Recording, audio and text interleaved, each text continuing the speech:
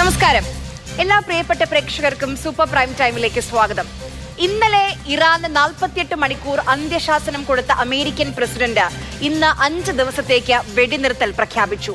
ഏത് ഭരണകൂടത്തെ മാറ്റുമെന്ന് പ്രഖ്യാപിച്ചാണോ യുദ്ധം തുടങ്ങിയത്, ആ ഭരണകൂടവുമായി നല്ല ചർച്ചകൾ നടക്കുന്നുവെന്ന് ട്രംപ് ഇന്ന് പറയുന്നു. ട്രംപിന്റെ വാക്കുകളെ വിശ്വസിക്കുക മുൻകാല ചരിത്രം നോക്കുമ്പോൾ പ്രയാസമാണ്. ഹ്രസ്വയുദ്ധം പ്രതീക്ഷിച്ച അമേരിക്കയും ഇസ്രയേലിനെയും വിറപ്പിച്ചോ ഇറാൻ? ഇന്നലെ 4000 കിലോമീറ്റർ അകലെ ഇന്ത്യൻ മഹാസമുദ്രത്തിലുള്ള ദീഗോ ഗാർഷയിലാണ് മിസൈൽ പ്രയോഗമുണ്ടായത്. പിന്നെ ഇസ്രയേലിനെ ഞെട്ടിച്ച് ആണവ കേന്ദ്രം സ്ഥിതി ചെയ്യുന്ന ദിമോണയിലും മിസൈൽ ആക്രമണം. ഓർക്കണം, ഇസ്രയേൽ തലസ്ഥാനമായ ടെൽ അവീവിനേക്കാൾ സുരക്ഷയുള്ള സ്ഥലമാണ് ദിമോണ. ഇറാനുമായുള്ള ചർച്ചകൾ ഫലപ്രദമെന്ന് ട്രംപ് പറയുമ്പോൾ എന്ത് ചർച്ച, ഏത് ചർച്ച എന്ന് തിരിച്ചു ചോദിക്കുന്നു ഇറാൻ. ശരിക്കും ഈ 5 ദിവസം തുടങ്ങിവെച്ച ഊരാക്കുടുക്കിൽ നിന്ന് തലയൂരാനുള്ള ട്രംപിന്റെ ആദ്യ പടിയാണോ? നമുക്കൊപ്പം അതിഥികളായി മുൻ അംബാസിഡറും വിദേശകാര്യ വിദഗ്ധനുമായ ശ്രീ TP ശ്രീനിവാസൻ, കോസ്റ്റ് ഗാർഡിന്റെ മുൻ ഡയറക്ടർ ജനറൽ പ്രഭാകരൻ പലേരി, വിദേശകാര്യ വിദഗ്ധനായ ജോസഫ് ആന്റണി, രാഷ്ട്രീയ നിരീക്ഷകൻ ഫസൽ ഗഫൂർ, ദുബായിൽ നിന്ന് ഖലീജ് ടൈംസിന്റെ അടക്കം മാധ്യമ പ്രവർത്തകൻ ഭാസ്കർ രാജ് എന്നിവരാണ് അതിഥികളായി നമുക്കൊപ്പം ചേരുന്നത്. ആദ്യം ശ്രീ ജോസഫ് ആന്റണി, ഇന്നലെയാണ് 48 മണിക്കൂർ എന്ന അന്ത്യശാസനം ഇറാന് നൽകിയത്. അത് തീരാൻ 10 മണിക്കൂർ ബാക്കി നിൽക്കുകയാണ് 5 ദിവസത്തേക്ക് താൽക്കാലിക വെടിനിർത്തൽ, അതും ട്രംപ് തന്നെയാണ് പ്രഖ്യാപിക്കുന്നത്. ഇതെന്താണ്? തോറ്റ് പിന്മാറുകയാണോ? ഇതല്ലാതെ മറ്റൊരു വഴിയും ട്രംപിന്റെ മുന്നിലില്ലേ?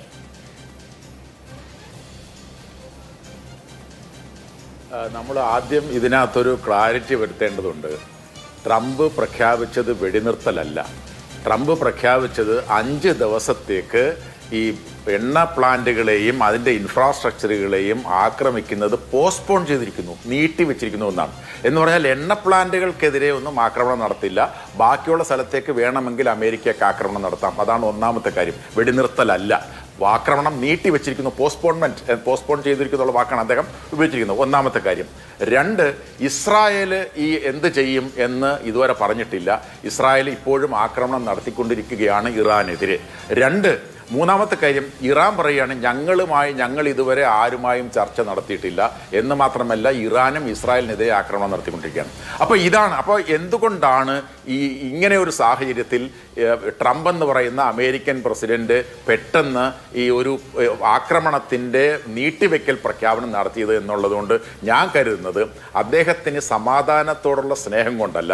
അദ്ദേഹം ഈ 48 മണിക്കൂറിനുള്ളിൽ ഇത് നിങ്ങൾ ഹോർമുസ് കടലിടുക്ക് തുറന്നു കൊടുത്തില്ലെങ്കിൽ ഞാൻ നിങ്ങളുടെ എണ്ണ പ്ലാന്റുകളെ ഇല്ലാതാക്കി കളയും എന്ന് പറഞ്ഞത് ശനിയാഴ്ചയാണ്.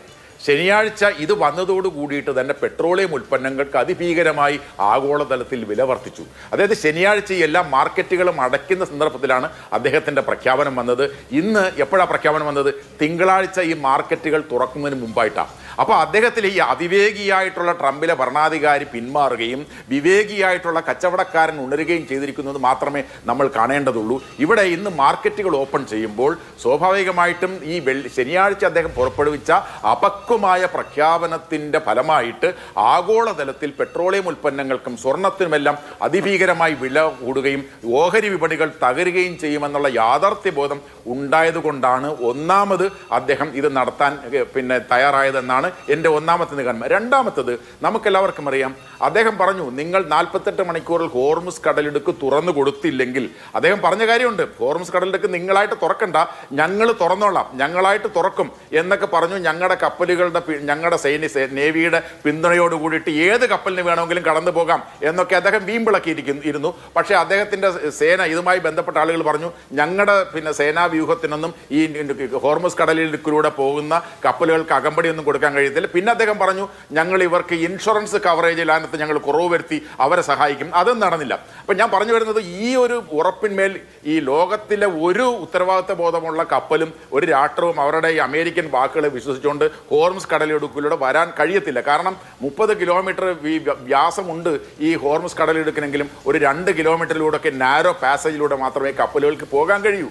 അവിടെ നിന്ന് അങ്ങനെ കടന്നു വരുന്ന കപ്പലുകൾക്കെതിരെ സ്പീഡ് ബോട്ട് വഴിയോ മൈനുകൾ വഴിയോ മിസൈൽ വഴിയോ ആക്രമണം ഉണ്ടായാൽ ആർക്കും ഒന്നും ചെയ്യാൻ കഴിയത്തില്ല. അപ്പോൾ അങ്ങനെയുള്ളൊരു സവിശേഷമായ സാഹചര്യത്തിലാണ് ഇപ്പോൾ ഈ ഹോർമസ് കടലിടുക്ക് ഞങ്ങൾ തുറന്നു കൊടുക്കുമെന്ന് പറഞ്ഞിട്ട് അവസാനം എന്ത് ചെയ്തു?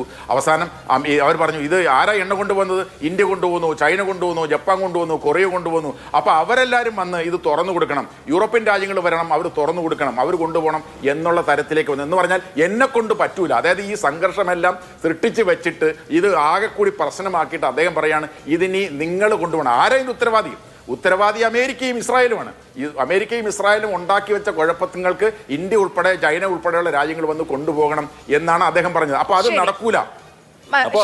ഞാൻ താങ്കളിലേക്ക് തിരിച്ചു വരാം ശ്രീ ജോസഫ് ആന്റണി. ശ്രീ പ്രഭാകരൻ പലേരി, 1971 യുദ്ധത്തിന് ശേഷം ഈ പറയുന്നത് ഇപ്പൊ നമ്മളെല്ലാവരും ഹോർമസ് കടലിടുക്കിനെ കുറിച്ച് ചർച്ച ചെയ്തുകൊണ്ടിരിക്കുകയാണ്. ആ കാലഘട്ടത്തിൽ അവിടേക്ക് ഇന്ത്യയുടെ യുദ്ധക്കപ്പലിൽ ഉണ്ടായ വ്യക്തിയാണ് താങ്കൾക്ക് ആ പ്രദേശത്തിനെ കുറിച്ച് ഏറ്റവും നന്നായി അറിവുള്ള, ഇന്ന് സംസാരിക്കാൻ കഴിയുന്ന ഏറ്റവും നല്ലൊരു വ്യക്തിയാണ് താങ്കൾ. അതുകൊണ്ട് ചോദിക്കുകയാണ്, അപ്പം അമേരിക്കയും ഇസ്രയേലും ഇതൊരു ഹ്രസ്വ യുദ്ധം എന്ന രീതിയിലാണ് മുന്നോട്ട് കൊണ്ടുപോയത്. പക്ഷേ അതിനൊരു ദീർഘകാല മാറ്റാൻ ഇറാന് കഴിഞ്ഞു. അതിന് ഇറാനെ സഹായിച്ചത് ഈ ഹോർമസ് കടലിടുക്കാണ്. അപ്പോൾ എന്തുകൊണ്ട് ഹോർമസ് കടലിടുക്ക് ഇറാന്റെ ഒരു അധികാര കേന്ദ്രമായി മാറി ഇന്ന്?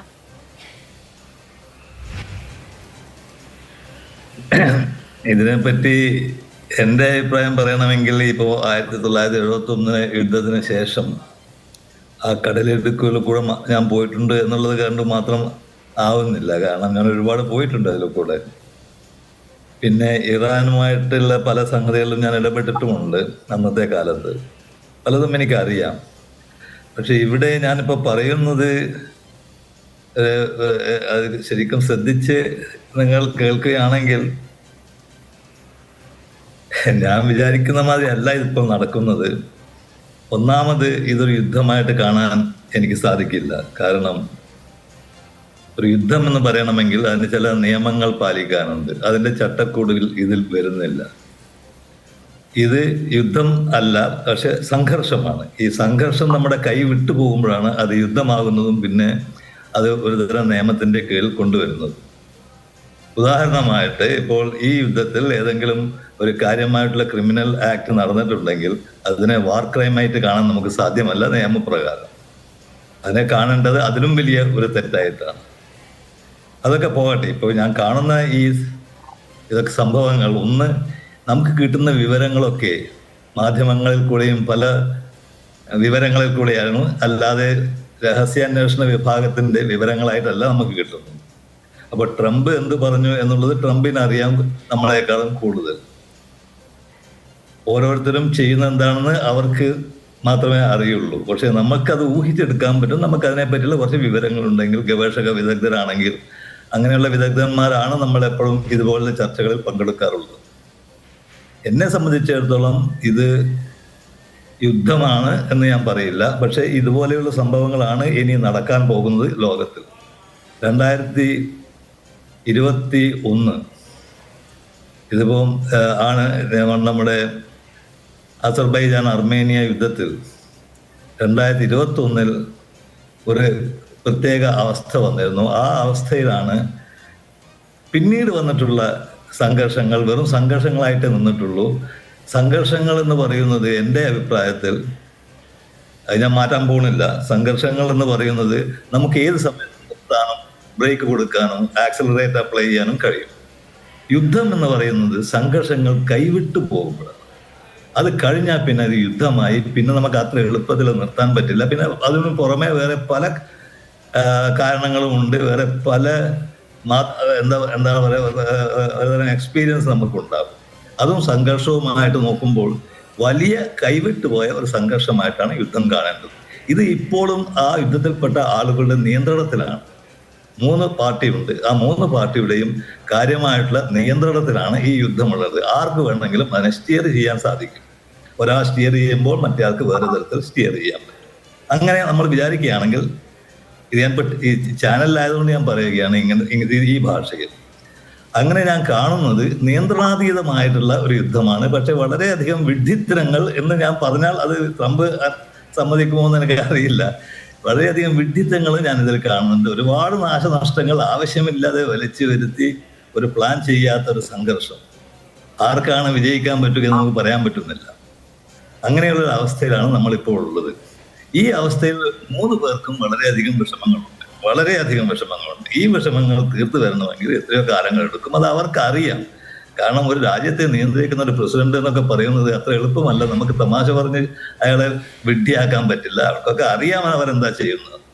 അതുപോലെ തന്നെ ഇറാന്റെ 31 പ്രോവിൻസുകളൊക്കെ നമ്മൾ നോക്കുമ്പോൾ അത് തന്നെയാണ്. അതിൽ നിന്ന് പലതും നിയമ വിദ്യാർത്ഥികൾക്കും യുദ്ധത്തിനെ പറ്റി പഠിക്കുന്ന വിദ്യാർത്ഥികൾക്കും പലതും മനസ്സിലാക്കുവാനുണ്ട്, ഒരുപാട് മനസ്സിലാക്കുവാനുണ്ട്.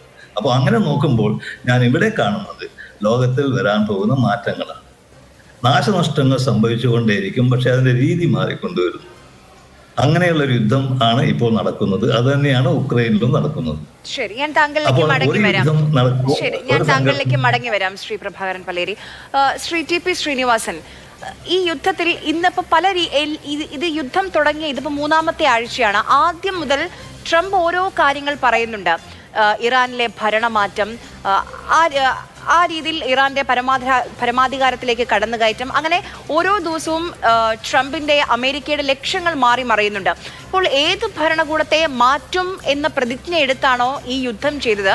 ഇന്ന് ട്രംപ് പറയുന്നു ആ ഭരണകൂടവുമായി നല്ല രീതിയിലുള്ള പോസിറ്റീവായുള്ള ടോക്സ് നടന്നുകൊണ്ടിരിക്കുകയാണെന്ന്. പക്ഷേ നിമിഷങ്ങൾക്കുള്ളിൽ തന്നെ ഇറാന്റെ ഭാഗത്ത് നിന്ന് പ്രതികരണം വരികയാണ്. ഒരു തരത്തിലുള്ള ചർച്ചകളും നടക്കുന്നില്ല. അപ്പം ട്രംപിന്റെ മുന്നിൽ ട്രംപ് പ്രതീക്ഷിച്ച പോലെ ഈ യുദ്ധം മുന്നോട്ട് കൊണ്ടുപോയാൽ ഒരു മിലിറ്ററി വാറിൽ നിന്ന് ഇതൊരു എക്കണോമിക് വാറായി മാറി. അതുകൊണ്ട് ലോകരാജ്യങ്ങളെ, ഇന്ത്യ അടക്കമുള്ള രാജ്യങ്ങളെ സാമ്പത്തികപരമായി ബാധിക്കുന്ന നിലയിലേക്ക് മാറി. ഇപ്പൊ ഇറാന്റെ ഏറ്റവും വലിയ ഭീഷണി എണ്ണയ്ക്കൊക്കെ $200 വില എത്തിക്കുമെന്നുള്ളതാണ്. ആ ഭീഷണിക്ക് മുന്നിൽ കീഴടങ്ങുകയാണോ ഡൊണാൾഡ് ട്രംപ് എന്ന നേതാവ്?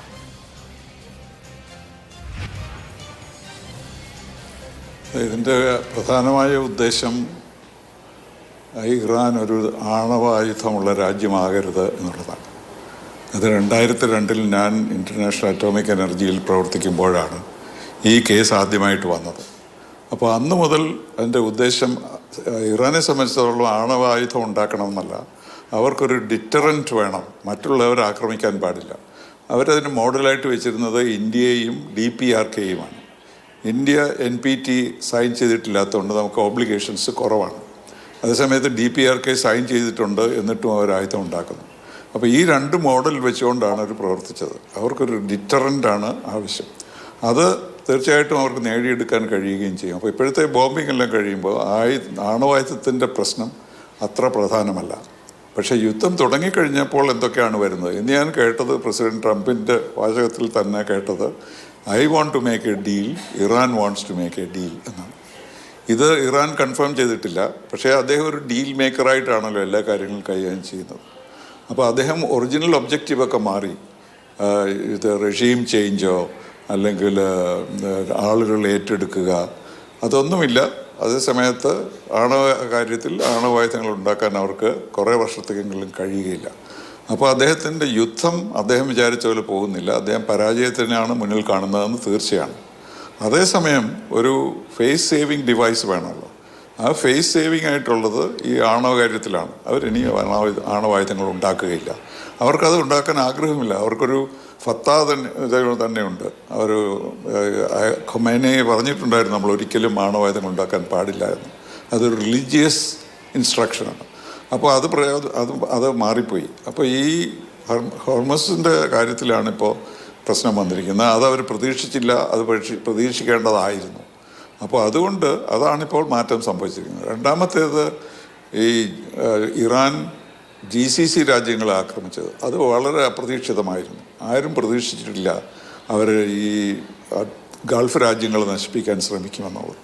അതും ഒരു വലിയ ഷോക്കായിട്ടുണ്ട്. അപ്പോൾ ഇപ്പോൾ പ്രസിഡന്റ് ട്രംപ് എന്തൊക്കെ പറയുന്നുണ്ടെങ്കിലും അദ്ദേഹം പരാജയത്തിന് മുന്നിൽ കാണുന്നത് കൊണ്ട് അദ്ദേഹത്തിന് കുറച്ചെങ്കിലും ലോക താല്പര്യം ഉണ്ടെങ്കിൽ, അമേരിക്കയ്ക്ക് നല്ല നേട്ടം വരണമെന്നുണ്ടെങ്കിൽ അദ്ദേഹം ഇത് ഒരു പീസ് ഓപ്പർച്യൂണിറ്റി ആയിട്ട് എടുക്കണം എന്നാണ് എൻ്റെ അഭിപ്രായം. അത് എടുക്കുമെന്നുള്ള പ്രതീക്ഷ ഇന്ന് ഉണ്ടാകുന്നുണ്ട്. ശരി, ശ്രീ ഫസൽ ഗഫൂർ, ഈ യുദ്ധം കഴിഞ്ഞ വർഷവും ഡൊണാൾഡ് ട്രംപ് പറഞ്ഞിരുന്നു അമേരിക്ക പറഞ്ഞിരുന്നു ഇറാനെ ഞങ്ങൾ ഇല്ലാതെയാക്കി, ഇറാന്റെ ആണവ കേന്ദ്രങ്ങളെല്ലാം നശിപ്പിച്ചു. അത് 2025-ലാണ്. ഇത് 2026-ആണ്. ഈ യുദ്ധം തുടങ്ങിയ ആദ്യ ദിനങ്ങൾ തന്നെ അമേരിക്കയും ഇസ്രയേലും അവകാശപ്പെട്ടിരുന്നു ഇറാനെ വീണ്ടും ഇല്ലാതാക്കിയെന്ന്. ഇന്നലെ നോക്കൂ, 4000 കിലോമീറ്റർ അകലെ, ഇറാൻ അത് ഞങ്ങളുടേതല്ല എന്ന് പറയുന്നുണ്ടെങ്കിലും 4000 കിലോമീറ്റർ അകലെ ദൂരപരിധിയിലുള്ള ദിയോഗ ഗാർഷയിലാണ്. അത് കഴിഞ്ഞ് ഇസ്രയേലിനെ അക്ഷരാർത്ഥത്തിൽ വിറപ്പിച്ചിരിക്കുകയാണ്. അമേരിക്കയുടെയും ഇസ്രയേലിന്റെയും അയൺ ഡോം അടക്കമുള്ള വ്യോമ പ്രതിരോധ സംവിധാനങ്ങളെ മറികടന്ന് ഇസ്രയേലിലെ ദിമോണ, അത് അവരുടെ ആണവ കേന്ദ്രമാണ്, ഏറ്റവും കൂടുതൽ സുരക്ഷയുള്ള മേഖലയാണ്. അവിടേക്ക് മിസൈൽ ആക്രമണം നടത്താൻ ഇറാന് കഴിഞ്ഞു.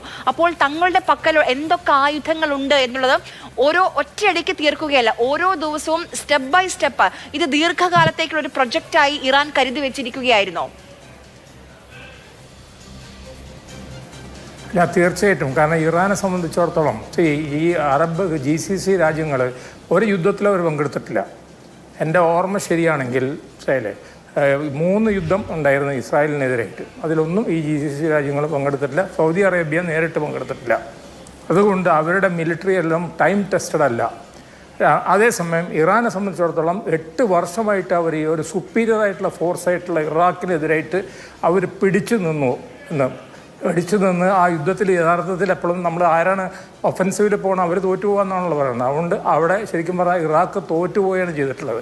അപ്പോൾ അങ്ങനെ ഉള്ള മാത്രമല്ല, എന്ത് പറഞ്ഞാലും തിയോളജിക്കലി ആണെന്ന് പറഞ്ഞാലും മറ്റേ നമ്മൾ സ്പിരിച്വലി ആണെന്ന് പറഞ്ഞാലും എന്തായാലും ഒരു ഫോഴ്സ് അവർക്കുണ്ട്. മനസ്സിലായില്ലേ? അപ്പോൾ രണ്ടാമത്തെ ഒരു വലിയൊരു കാര്യം അവർക്കുള്ളത്, അതൊരു 100% ഞാൻ പറയും. ഈ കുർദൊന്നും അവിടെ ഇല്ല കേട്ടോ, വളരെ കുറച്ച് ആൾക്കാരെ കുർദ് ഒക്കെ ഉള്ളൂ.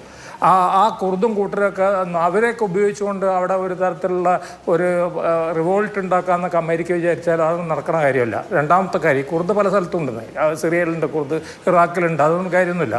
പിന്നെ മൂന്നാമത്തെ കാര്യം ആയിട്ടുള്ളത് ഹോർമൂസ് മറ്റേ കടലെടുക്ക്. ഞാൻ ഈ മസ്കറ്റ് വഴി 2 കൊല്ലങ്ങൾക്ക് മുമ്പ് മസ്കറ്റ് യൂണിവേഴ്സിറ്റി എന്നെ ക്ഷണിച്ചിട്ട് ഒരു ടൂറിന് ആ വഴിക്ക് കൂടെ കൊണ്ടുപോയിട്ടുണ്ട്. മനസ്സിലായില്ലേ? അപ്പോൾ അത് ഞാൻ ശരിക്കും പഠിച്ചിട്ടുണ്ട്.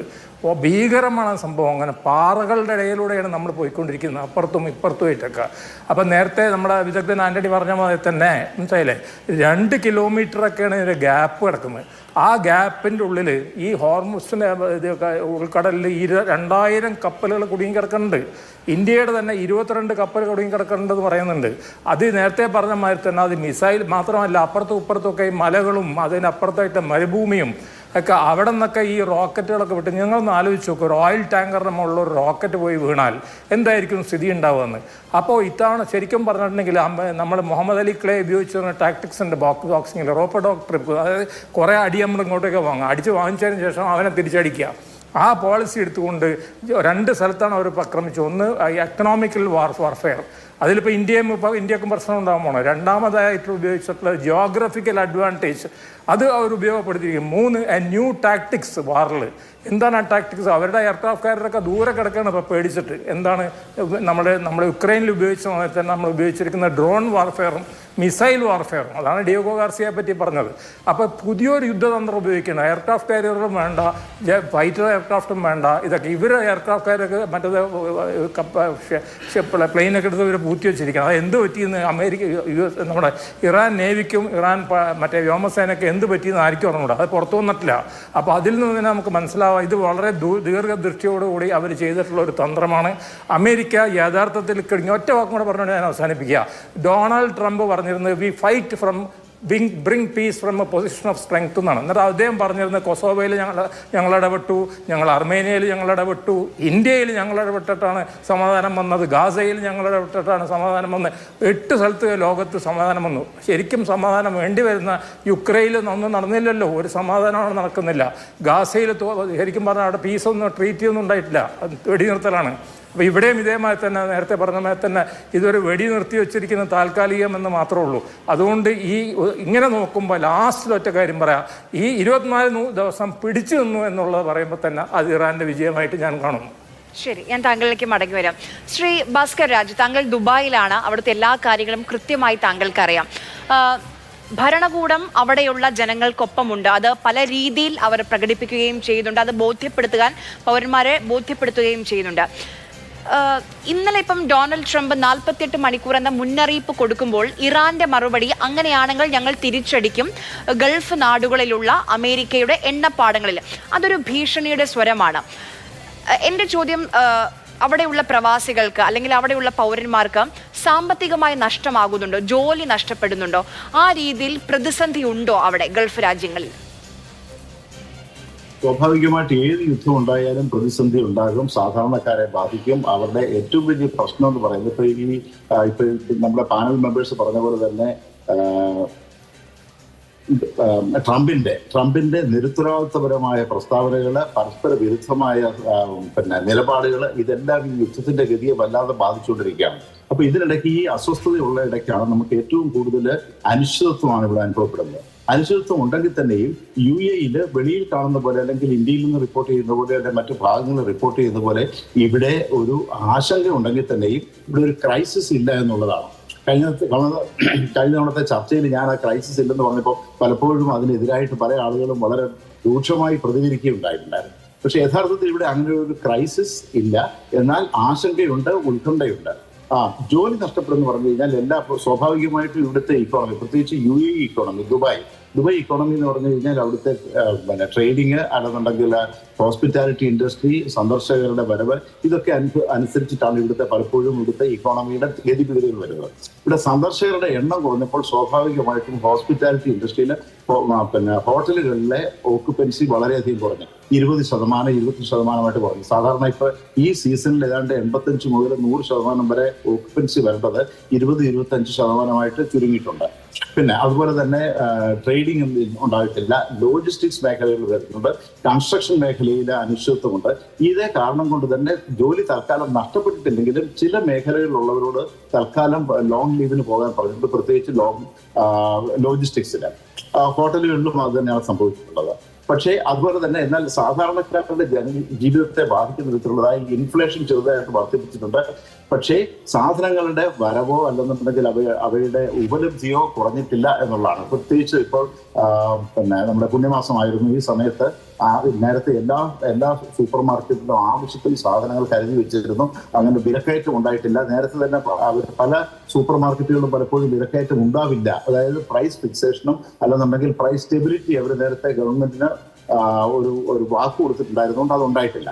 എന്നാൽ ഇവിടെ ഉണ്ടാകുന്ന ഒരു പ്രശ്നം എന്ന് പറയുന്നത് നമുക്ക് ഈ ജനജീവിതത്തെ ബാധിച്ചിട്ടുണ്ട്, തീർച്ചയായിട്ടും ബാധിച്ചിട്ടുണ്ട്. ഇത് ഒരു അനിശ്ചിതത്വം നമുക്ക് മുമ്പിൽ കാണുന്നതല്ലാതെ യഥാർത്ഥത്തിൽ അതുപോലെ തന്നെ ഇവിടെ എക്സോഡസ് ഉണ്ടായിട്ടില്ല. പിന്നെ ഈ പലപ്പോഴും നമ്മൾ കേൾക്കുന്ന ഒരു വാർത്തകൾ എന്ന് പറഞ്ഞു കഴിഞ്ഞാൽ അവിടുന്ന് ഇവാക്യുവേഷൻ നടത്തിയതാണ് പറയുന്നത്. ഇവാക്യുവേഷൻ എന്നുള്ള വാക്ക് ഉപയോഗിച്ചില്ലെങ്കിലും ശ്രീ ഭാസ്കർ, ഞാനത് ഒരു ക്ലാരിറ്റിക്ക് വേണ്ടി ചോദിക്കുകയാണ്. അവിടെ നിന്ന് ആളുകൾ നാട്ടിലേക്ക് മടങ്ങി വരാൻ ആഗ്രഹിക്കുന്നുണ്ടോ?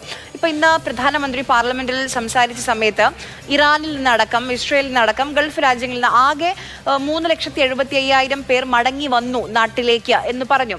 അപ്പം അത് ഈ യുദ്ധ മേഖല, ഈ ഒരു പ്രതിസന്ധി മുന്നിൽ കണ്ട് മടങ്ങി വരുന്നവരാണോ? ഇത് യുദ്ധത്തിൽ നിന്നോ അല്ലെങ്കിൽ ഈ പ്രശ്നബാധിത പ്രദേശങ്ങളിൽ നിന്നുള്ള ഒരു പലായനമായ അല്ല ഇത്. അങ്ങനെ കാണരുത്. ഒന്ന്, അവിടെ ഇപ്പോൾ ഇത് സ്കൂൾ അവധിയാണ്, വെക്കേഷൻ തുടങ്ങുകയാണ്. അതുപോലെ തന്നെ ഈ നമ്മളെ ഇതിനോടനുബന്ധിച്ചിട്ടുള്ളതായ കുറെ ആളുകൾ പുറത്തേക്ക് വന്നിട്ടുണ്ട്. ആദ്യം തന്നെ ഏതാണ്ട് 2,20,000-ഓളം പേരുകൾ ദുബൈയിൽ UAE തന്നെ വന്നിട്ടുണ്ടായിരുന്നു. ഗൾഫിൽ നിന്ന് ആകമാനം വന്നു പറയുന്നത് 3,50,000-ഓളം പേര് വന്നിട്ടുണ്ടായിരുന്നു. അതുകൊണ്ട് അതായത് എയർലൈൻസുകൾ സർവീസ് കുറച്ചു വെച്ചത് ഇവിടെ എയർ സ്പേസ് നിർത്തിവെച്ചുകൊണ്ട് മാത്രമായിരുന്നു, അടച്ചുകൊണ്ട് മാത്രമായിരുന്നു. എന്നാൽ ഇപ്പോൾ എയർ ഇന്ത്യ അതുപോലെ തന്നെ ഇൻഡിഗോ മുതലായ എയർലൈൻസ് റെഗുലർ സർവീസ് ഉണ്ടെന്ന് പറയുന്നുണ്ട്. അപ്പൊ അതുകൊണ്ട് യഥാർത്ഥത്തിൽ അവിടുന്ന് ഒരു എക്സോഡസ് ഇല്ല.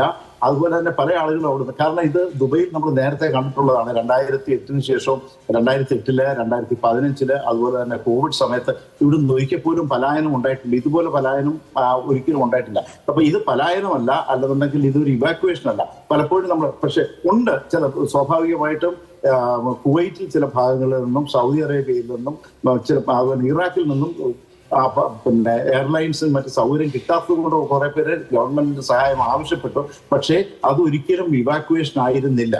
അപ്പൊ അതുകൊണ്ട് അവിടെ അങ്ങനെ സിറ്റുവേഷൻ ഇല്ല. പിന്നെ പല ആളുകളും ഇപ്പോഴും അവിടെ പിടിച്ചു നിൽക്കുകയാണെന്നുള്ളതാണ് കാര്യം. ഇതിനു മുൻപ് കണ്ടിട്ടുണ്ട് ദുബൈയെ സംബന്ധിച്ചിടത്തോളം ഏറ്റവും റെസിലിയന്റ് ആയിട്ടുള്ള ഒരു ഇക്കോണമിയാണ്. ദുബായ് യഥാർത്ഥത്തിൽ പല ആളുകളും ഇതിന്റെ ഒരു വലിയ ക്രൈസിസിൽ ഉണ്ടാകുന്ന ഒരു ഓപ്പർച്യൂണിറ്റിയാണ് കാണുന്നത്. അതുകൊണ്ട് തന്നെ നമുക്ക് യഥാർത്ഥത്തിൽ ഇങ്ങനെയുള്ളതായ ഒരു പലായനമില്ല, അവിടുന്ന് ഒരു സിറ്റുവേഷൻ എന്ന് പറഞ്ഞു കഴിഞ്ഞാൽ ഒരു പാനിക് സിറ്റുവേഷൻ ഇല്ല. അഫ്കോഴ്സ് ദർ ഇസ് ആശങ്കയുണ്ടെന്നുള്ളതല്ലാതെ ഒരു പാനിക് സിറ്റുവേഷൻ ഇല്ലെന്ന് പറയാം. ശരി, ഞാൻ താങ്കളിലേക്ക് മടങ്ങി വരാം. ശ്രീ പ്രഭാകരൻ പലേരി, ഇപ്പം ഈ യുദ്ധം തുടങ്ങിയ സമയത്ത് ട്രംപ് പറഞ്ഞൊരു ഉറപ്പുണ്ടായിരുന്നു, ഈ ഹോർമുസ് കടലിടുക്കിലൂടെ ഏത് രാജ്യത്തിന്റെയും കപ്പലിന് പോകാം, ഞങ്ങൾ സുരക്ഷ നൽകും, ഞങ്ങളുടെ സൈന്യം സുരക്ഷ നൽകുമെന്ന്. പിന്നീട് വരും ദിവസങ്ങളിൽ അത് മറ്റു രാജ്യങ്ങൾ അവരവരുടെ കപ്പലുകളല്ലേ നിങ്ങൾ നോക്കിക്കോളൂ എന്ന രീതിയിലേക്ക് അമേരിക്ക പിന്മാറി. പിന്നീട് ഏറ്റവും ഒടുവിൽ കേട്ടത് ഞങ്ങൾക്ക് ആ ഭാഗത്തേക്ക് ഞങ്ങൾക്ക് പ്രവേശിക്കേണ്ട കാര്യം പോലും ഇല്ല എന്നുള്ളതാണ്. അപ്പം ഹോർമുസ് കടലിടുക്കിൽ ഒരു കപ്പൽ പോകുമ്പോൾ മറ്റൊരു ഏത് രാജ്യത്തിൻ്റെ ആണെങ്കിലും ശരി സൈന്യത്തിന് സുരക്ഷ നൽകി കൊണ്ടുപോകാൻ ആ കപ്പലിന് സുഗമമായ അതിൻ്റെ യാത്ര നടത്താൻ കഴിയുമോ? ഇതുപോലെ ഉള്ള ഒരു അവസ്ഥയിൽ ഹോർമുസ് കടലിടുക്ക് മാത്രമല്ല ബാക്കിയുള്ള 26ഓളം കടലിടുക്കുകൾ വലിയ വിഷമം ഉണ്ടാകും. ഇവിടെയാണ് കടലിടുക്കുകൾ വിഷമങ്ങൾ ഉണ്ടാക്കുക. ഒരു ഷിപ്പിനും ഒരു കപ്പലിനും മര്യാദക്ക് എത്ര വലിയ സുഹൃത്തായാൽ പോലും കടലിടുക്കിനെ ഭേദിച്ച് മുന്നോട്ട് പോയി സാധാരണ നിലയിലുള്ള ഗതാഗതം സ്ഥാപിക്കാൻ സാധ്യമല്ല. വളരെയധികം തടസ്സങ്ങൾ വരും, വളരെയധികം സമയം മുന്നോട്ട് നഷ്ടപ്പെട്ടു പോകും. പിന്നെ ഒരു കടലിടുക്കിന് ഒരു യുദ്ധക്കപ്പലുകൾക്ക് അത്ര എളുപ്പത്തിൽ പ്രതിരോധിക്കാൻ സാധ്യമല്ല. ഉദാഹരണമായിട്ട് ഒമാന്റെ കടലിടുക്ക് എന്ന് പറയുന്നത് ഒമാന്റെ സ്വന്തം സ്ഥലമാണ്. ഹോർമൂസ് ഐലൻഡ്, ഹോർമൂസ് ദ്വീപ് എന്ന് പറയുന്നത് ഇറാന്റെ ദ്വീപ് ആണ്. അവിടുത്തെ ഒരു പ്രത്യേക തരത്തിലുള്ള ഒരു ദ്വീപാണ് ഹോർമൂസ് എന്ന് പറയുന്നത്. അവിടുത്തെ ബീച്ചിലുള്ള പൂഴി വരെ നമുക്ക് ഭക്ഷണമായിട്ട് ഉപയോഗിക്കുന്നവരാണ് അവർ. അത് കഴിക്കാൻ പറ്റും. അത് ഒരു പ്രത്യേക തരത്തിലുള്ള ഒരു ദ്വീപാണ്. ആ ദ്വീപിന് ചുറ്റുമുള്ള ചെറിയ സ്ഥലമാണ് ഹോർമൂസ് കടലിടുക്ക്.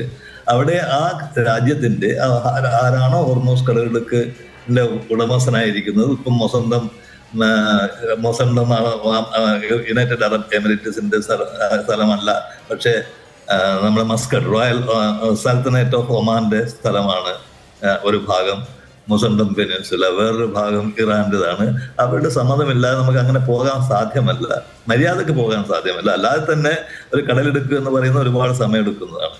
പിന്നെ അവിടെ യുദ്ധക്കപ്പലുകൾ പോയിട്ട് അവരുമായി യുദ്ധം ചെയ്യുന്നത് ഒരിക്കലും സാധ്യമല്ല. ഈ വിമാനങ്ങൾ ഉപയോഗിക്കാൻ പറ്റും. അങ്ങനെയല്ല നമ്മൾ എണ്ണ കൊണ്ടുപോകേണ്ടത്. അപ്പൊ ഇങ്ങനെ ഒരു യുദ്ധം വരുമ്പോൾ കടലിടുക്കുകൾക്കൂടെ നമ്മൾ സാധനങ്ങൾ കാർഗോ കൊണ്ടുപോകണമെങ്കിൽ വളരെ വളരെ വളരെ വിഷമമുള്ള സംഗതിയാണ്. അത് ഏത് കടലിടുക്കുകൾക്കും ബാധ്യപ്പെട്ടതാണ്.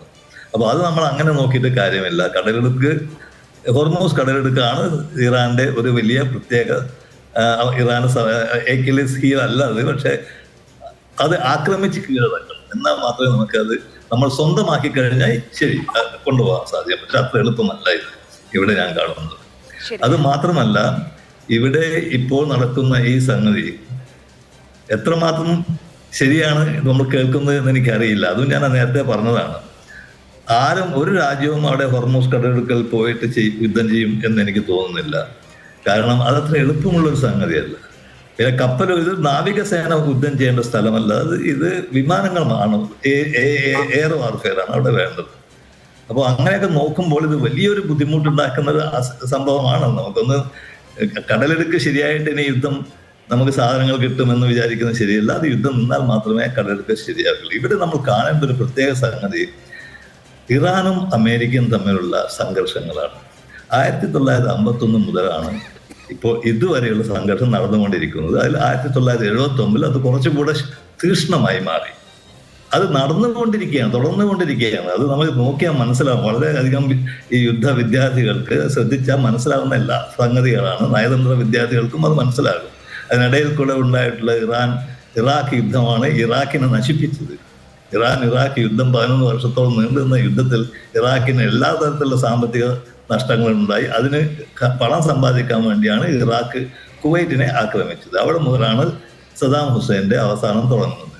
ഈ ഇറാനുമായിട്ടുള്ള ബന്ധത്തിൽ ഇതുവരെ അമേരിക്കയ്ക്ക് യാതൊരു തരത്തിലുള്ള വിജയം നേടാനും സാധിച്ചിട്ടില്ല. ബേ ഓഫ് പിക്സ് എന്നൊക്കെ നമ്മൾ പറയുന്ന പോലെ സംഗതികളുണ്ട് അമേരിക്കയ്ക്ക്. ഒരുപാട് വിഡ്ഢിത്തരങ്ങൾ അമേരിക്ക ഇതിനു മുമ്പ് അവിടെ ചെയ്തിട്ടുണ്ട്. അവർക്ക് ഒരിക്കലും മുന്നോട്ട് പോകാൻ സാധിക്കുന്നില്ല. പക്ഷെ ഇറാന് നാശനഷ്ടങ്ങൾ ഉണ്ടാക്കാൻ അവർക്ക് സാധിക്കും. പക്ഷെ ഇറാൻ നാശനഷ്ടങ്ങളായി ഇറാൻ കാണുന്നില്ലെങ്കിൽ അവരെന്ത് ചെയ്യും? അവിടെയാണ് നമുക്ക് വളരെയധികം നന്ദി ശ്രീ പ്രഭാകരൻ പലേരി നമുക്കൊപ്പം ചർച്ചയിൽ പങ്കെടുത്തതിന്. ശ്രീ ജോസഫ് ആന്റണി, രണ്ടാം വട്ടം അധികാരത്തിൽ വന്നപ്പോൾ സമാധാനത്തിനെ കുറിച്ച്, യുദ്ധങ്ങളില്ലാത്ത ലോകത്തിനെ കുറിച്ചൊക്കെ ട്രംപ് വാചാലനായിരുന്നു. അവിടെ നിന്ന് എന്ത് ചെയ്തു എന്ന് നമ്മളിപ്പോൾ കണ്ടുകൊണ്ടിരിക്കുകയാണ്. ഒരു ഭാഗത്ത് വെനസ്വേല, ഇതാ മറുഭാഗത്ത് ഇറാൻ. എൻ്റെ ചോദ്യം അതല്ല, ഇപ്പം അമേരിക്കക്കാരുടെ ഡൊണാൾഡ് ട്രംപ് കൊടുത്ത ചില വാക്കുകൾ ഉണ്ടായിരുന്നു, മേക്ക് അമേരിക്ക ഗ്രേറ്റ് അഗെയിൻ. അത് മാറി ഇപ്പോൾ അമേരിക്കക്കാർ തന്നെ ചോദിക്കുകയാണ്, ഞങ്ങളുടെ പണം ഉപയോഗിച്ച് ഇസ്രയേലിനെയാണോ നിങ്ങൾ നന്നാക്കിക്കൊണ്ടിരിക്കുന്നത്?